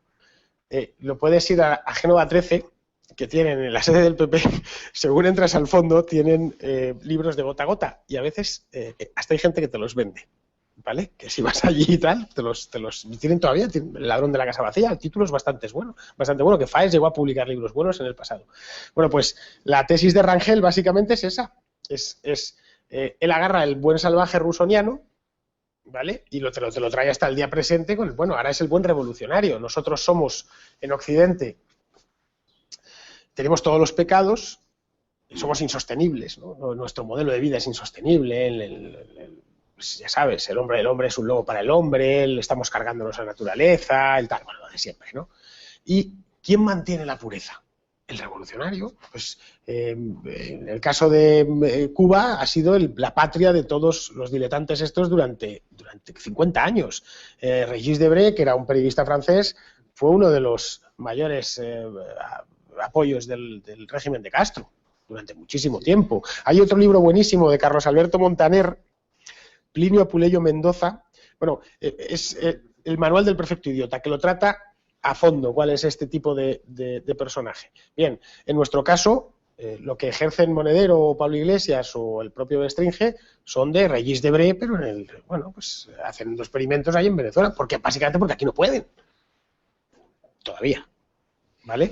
Su papel fundamental es cantar, alabar esos sistemas viviendo aquí, como tú estabas describiendo, como niños, de forma opulenta, te quiero decir. Pero es que Régis Debray vivía en Francia. Iba a Cuba, y no solo estos, escritores, músicos, actores. El caso de Willy Toledo es el último de una cadena larguísima de gente de la cultura, que llaman ellos, ¿no? Willy Toledo ya está dando discursos en la Complutense, por si queréis. ¿Ha vuelto ya? Sí. ¿Ha vuelto Willy Toledo? Sí, estaba en la facultad el otro día. Sobre sus experiencias, ¿no? No, era sobre teatro. El teatro en Cuba, ¿se entiende? No sé, era una asociación de teatro que estaban por allí. A las 6, un miércoles, además, no suena bien. De todas maneras, esto del mundo de la cultura no es marxista, ¿eh? Ni siquiera es leninista. Lenin era un tío mucho más directo. Esto viene de Gramsci. El socialismo sufre, o el comunismo sufre una mutación en los años 30. ¿Sabes que Antonio Gramsci le conoces? Sí. Es un comunista italiano que Mussolini apresó y lo metió en la cárcel, y ahí se dedicó a pensar. Y Gramsci básicamente lo que vio es que una revolución como la soviética, de las mismas hechuras, no iba a funcionar en el occidente europeo, porque había clases medias, eran países donde las desigualdades de renta no eran tan grandes, no existía, vamos a ver, la Rusia de los zares, un país que había crecido mucho los 20 o 30 años antes de la revolución, pero todavía era un país muy atrasado, tremenda. Los campesinos acababan de ser liberados de la tierra, como aquel que dice, medio siglo antes, ¿no? Entonces, dijo, bueno, pues aquí lo que hay que hacer es básicamente tomar el mundo de la cultura, tomar la conciencia, asaltar la conciencia. De ahí que la figura de... A mí, de hecho, Monedero me recuerda a Gramsci. Sí, de aspecto incluso. Las gafitas, tal, me recuerda a Gramsci. Sí, seguro, vamos. Sí, sí. Es decir, que hay que tomar, pues hay que tomar las universidades, hay que tomar la conciencia de la sociedad. Los medios de comunicación, el cine. Es decir, aquí en el cine español se hicieron películas que gustaban a la gente hasta que las tomaron estos. Entonces empezaron a hacer tostones ideológicos que nadie ve. Claro, la gente va al cine o ve películas para entretenerse. A partir de los años 50, 60 es cuando empiezan Hay una película española que es de Bardem del año 76, que se llama El Puente, que es la historia de Alfredo Landa, por cierto, la película no está mal, está bien hecha, más Alfredo Landa hace un papelón y tal. Es un tío, un obrerete de Madrid, que en el puente de agosto, del 15 de agosto, un tío que trabaja en un taller, que está soltero, ya cuarentón y demás, y bueno, pues tiene previsto irse con la novia a un pantano de las afueras de Madrid. Pero la novia le deja para irse con unos amigos y él se cabrea y dice, pues yo no me quedo el puente en Madrid. Y se va con su motillo, una Montesa de esas antiguas de los 70, se va hasta Torremolinos. Pero claro, tarda en llegar 4 días a Torremolinos, es como una especie de viaje iniciático, ¿no? Y se va encontrando con injusticias por el camino. Entre ellas con la madre y la novia de Uretarra en el Peral de Ocaña, que las pone como si fueran, pues eso, cada año 1976, ¿no? Con injusticias. Y a la vuelta, pues decide él, que pasaba de los sindicalistas de su taller, pues se sienta allí, se enciende su ducados y tal. Bien, películas como esas hay un montón, ¿eh? Que llevan una cantidad de veneno ideológico brutal, son fundamentales. 3/4 partes lo mismo con la universidad. Ya está, te dan a la toma, y los medios de comunicación. Nunca os habéis planteado que en 1975 en España no había progres, y en el 85 el país estaba lleno. Muy poquitos. Se habían cosechado, literalmente, plantado y cosechado, ya está, básicamente el país y todo lo que le rodea. La izquierda sigue en la guerra civil.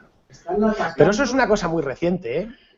Lo de pero eso de el guerracivilismo es una cosa bastante reciente. Yo estudié historia en la carrera de historia en la Universidad Española y no una universidad privada, en la Autónoma de Madrid, que no es precisamente, que es muy de izquierdas, vamos. Ahí en filosofía y letras se hacía San Canuto y todas estas cosas.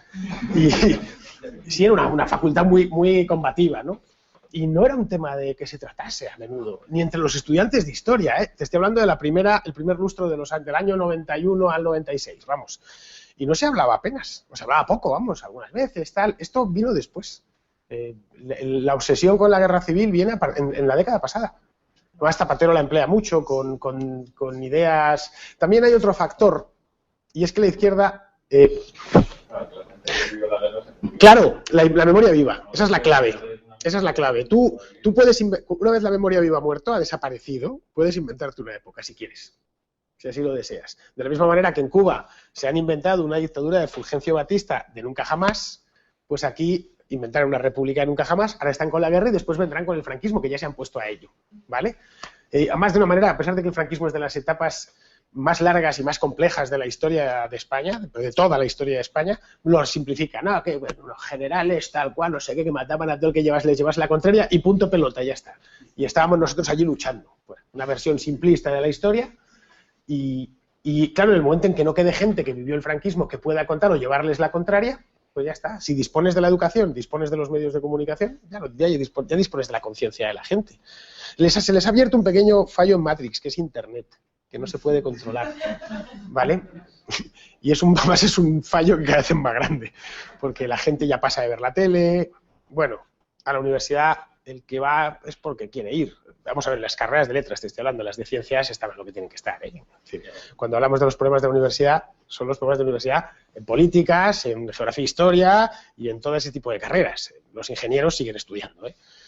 Es verdad, no nos vamos el que es aquí estudia ingeniería lo sabe. A ver, los que estudiasteis ingeniería o carreras serias, ¿hacían el tonto en la facultad? No, pues ya está. Es una cosa muy, muy limitada.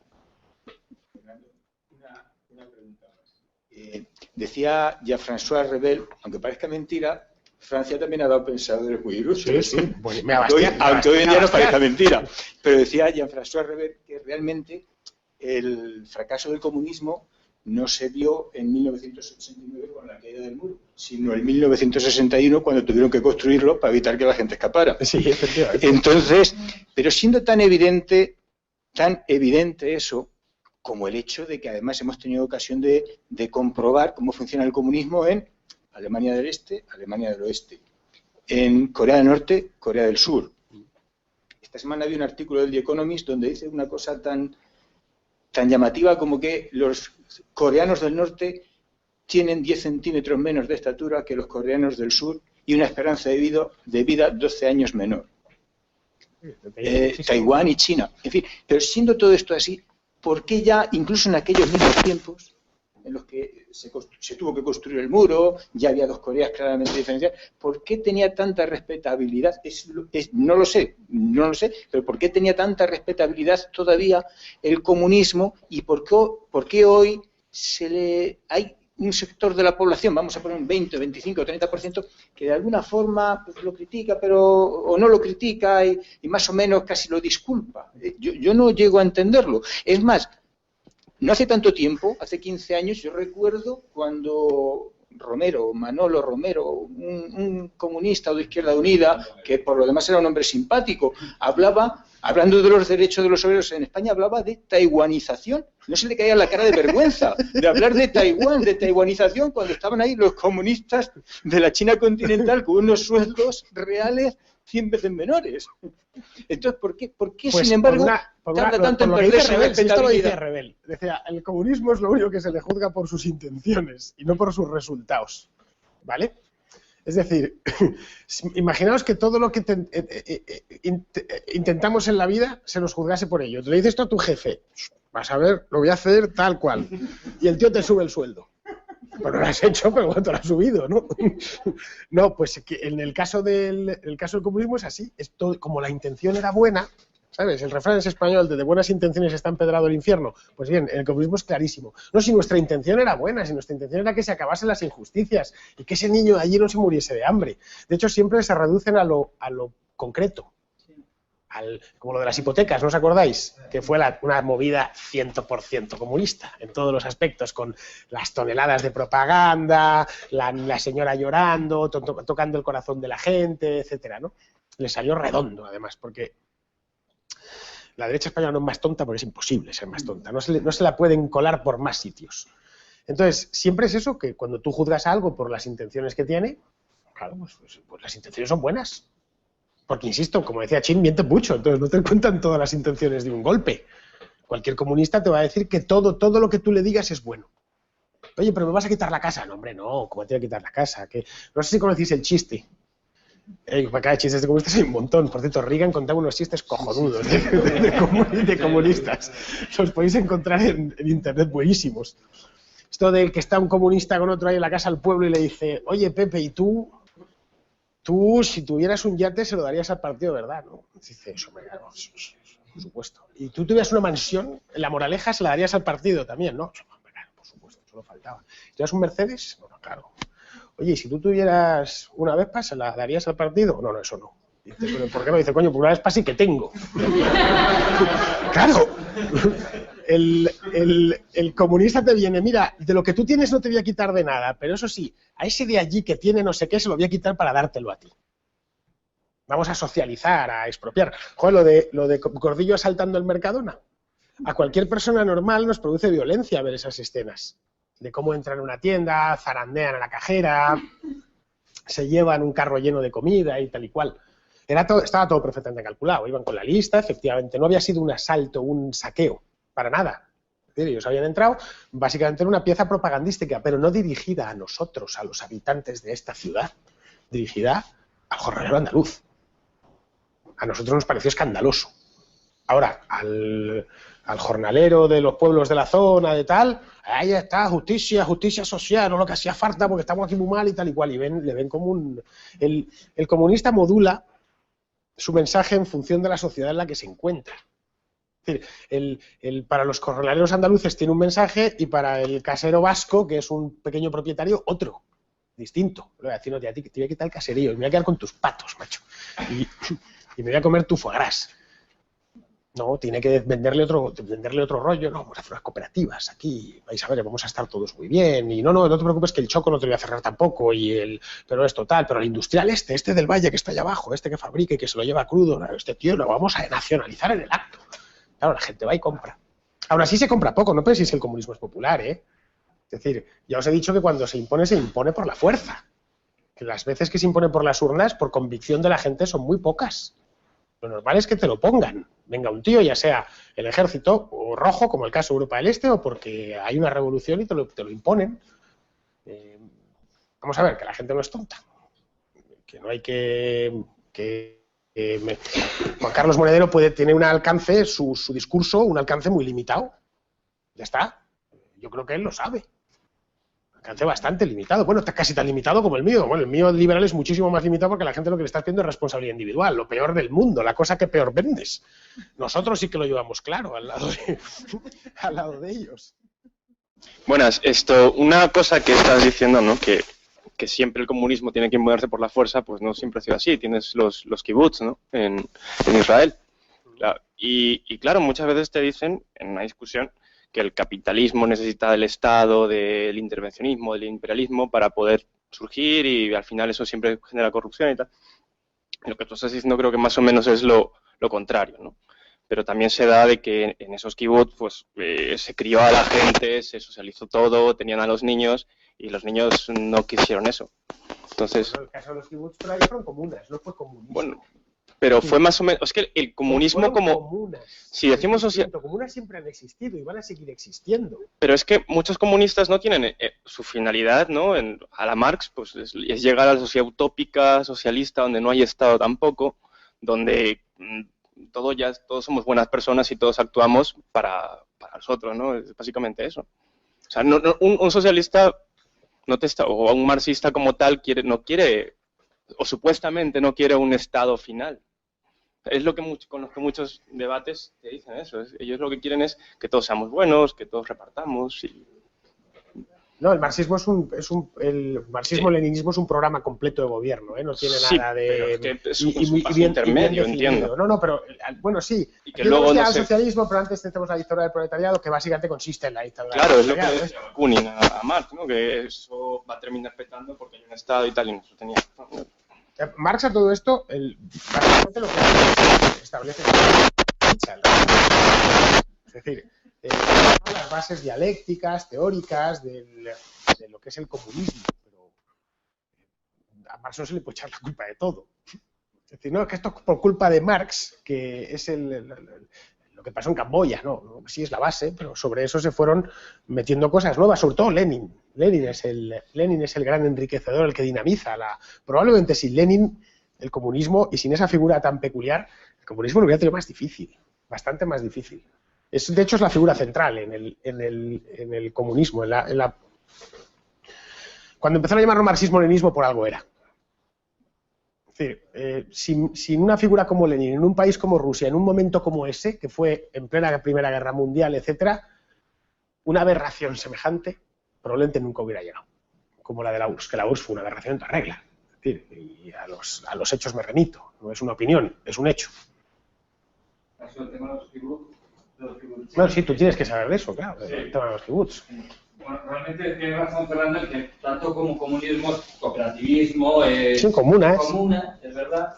Tenía un amigo que decía que es la única experiencia del socialismo real que no ha acabado en genocidio, lo cual también puede ser bastante cierto, pero lo que sí que es cierto es que al final el kibutz existe lo que tú decías, subvención. El kibutz, la tierra del Estado, se les subvenciona, son ineficientes, tenían un prestigio que viene de la guerra de independencia de Israel, donde cada kibutz en sí mismo es una unidad defensiva, donde cada habitante del kibutz tiene que defender el territorio. De hecho, se da la orden de que estén las familias, se quedan los niños. Entonces, claro, cuando tú defiendes tu casa, defiendes a tu querido, luchas mucho más. Eso es evidente. Entonces, eso da un prestigio social que con los tiempos desaparece. En Israel, el kibbutznik es el paleto. Es el paleto. Es el tío que vive de mis impuestos. De hecho, en los kibutz había varias ramas. Había unas, las más radicales, las más puramente socialistas, comunistas, que son estas de nuestros hijos se educan en las casas colectivas, grillados todos. Acaban todos plumados. En cuanto cumplen los 18 años, se van al servicio militar, que para ellos el servicio militar, que ahí el servicio militar es un tema serio, no es el de aquí, es una liberación. No vuelven, o sea, cumplen los 18 años y no vuelven. ¿De qué se han llenado los que funcionan actualmente? De los inmigrantes. Del tío, del judío... Sí, pero los kibbutz han fracasaron hace mucho, argentino, que tiene que salir tarifando de Argentina y acaba en un kibbutz, porque bueno, oye, me dan una casa, me dan tal, me dan lo básico. Sí, su momento... Está bien. Su momento dorado fueron, curiosamente, los años 60, cuando llegaba la gente de fuera diciendo vamos a construir... Es decir, el comunalismo tampoco funciona, el comunalismo lo que te puede... Vamos, funciona. no produce prosperidad ni libertad. El comunalismo lo que vale es para la subsistencia, es la horda primitiva. Eso es el comunalismo. Aquí tenemos un poquito y lo repartimos entre todos. Y ya está, pero no puedes construir una civilización sobre comunas. Comunas sigue habiendo voluntarias, hay comunas hippies, tal cual, se va. El kibutz también, o sea, tiene otra diferencia. En el kibutz tú puedes llevar, si tú quieres ir con un libro de Hayek, nadie te va a decir. Sí, por supuesto, claro, es que no pretenden cambiar el mundo tampoco. Y es ineficiente, o sea, tú lo ves, la gente no trabaja, la gente se escasea, o sea, tienes uno que está convencido del ideal y que curra por todos. Sí, es un poco lo de las casas ocupadas, el mismo rollo, o muy parecido. No sé si habéis entrado alguna vez en una ocupa, pero aquello es un desastre. Sí, absoluto, por dentro, no funciona nada. Es decir, al principio, pues los que la ocupan se emocionan un poco, tal cual, pero luego, pues claro, no hay incentivos para tener eso en funcionamiento y que es que no. Funciona, se convierte en una monarquía. No, pues o tendrían que mantenerla de alguna manera. El problema de las casas ocupadas, la mayor parte es que viven básicamente de la mendicidad. De lo que van cogiendo por ahí, de me enchufo al cajetín de la luz y no sé qué. Bueno, ¿algo más? Lanzar una última pregunta que nos ha venido de internet, de José Luis Ricón, y que viene un poco... No ha venido, por cierto. No ha venido, ¿no? Se ha quedado viendo el fútbol. Te pregunta concretamente qué fecha le pones al fin del comunismo de los últimos países que todavía se mantienen. No lo sé, no soy pitoniso, pero es verdad. Hombre, supongo que en Cuba va muy atado a la figura de los Castro. Y Cuba es una anomalía. Es un país a 100 kilómetros de los Estados Unidos, en el Caribe, que no está a fripuñetas en el extremo oriente de Asia ni nada de eso. Es decir, que es un país que debería ser un país riquísimo. Debería ser lo más parecido, más rico que Puerto Rico. Entonces, creo que irá unido a la supervivencia física de estos dos y de cómo el régimen consiga, sortear. Hay 1000 posibilidades, ¿no? Los cubanólogos se lo conocen de memoria, que se conviertan en una cosa parecida a la China, o que evolucionen hacia la democracia o hacia un país más o menos libre lentamente. Y respecto a lo de Corea, no es que esté unido, es que el país es el líder. Entonces, mientras el líder cuente con los recursos para financiar una maquinaria inmensa de represión, pues podrá mantener eso es un chiringuito en sentido estricto, del líder supremo. Y en el resto del mundo, pues seguirá habiendo, yo creo que lo de Venezuela nos debe enseñar. Eso de que decía Fukushima del fin de la historia era una sandez integral, y lo era en 1990 cuando lo dijo, no hay cosa más miserable que el historicismo, y era algo historicista más no poder. No sabemos lo que va a ser el día de mañana del mundo. Lo que sí puedo asegurar es que la utopía comunal seguirá. La acampada de sol era una utopía comunal en toda regla. Quien la vio, los servicios, las comisiones, el no sé qué, la cocina, allí no pagaba nadie, dice, no sé quién está manteniendo esto, pero bueno, mientras se mantuvo, ¿no? Porque va inscrita, al igual que otras cosas, los seres humanos, nuestra genética lleva inscrita unas cosas buenas y otras que son malas. Bien, el comunalismo, a mi juicio, es una de las malas. No trae nada bueno y sí bastantes cosas malas en el largo plazo. Pero bueno, y eso es todo. Y José Luis, que deje de preguntar por internet y que venga. Muy bien.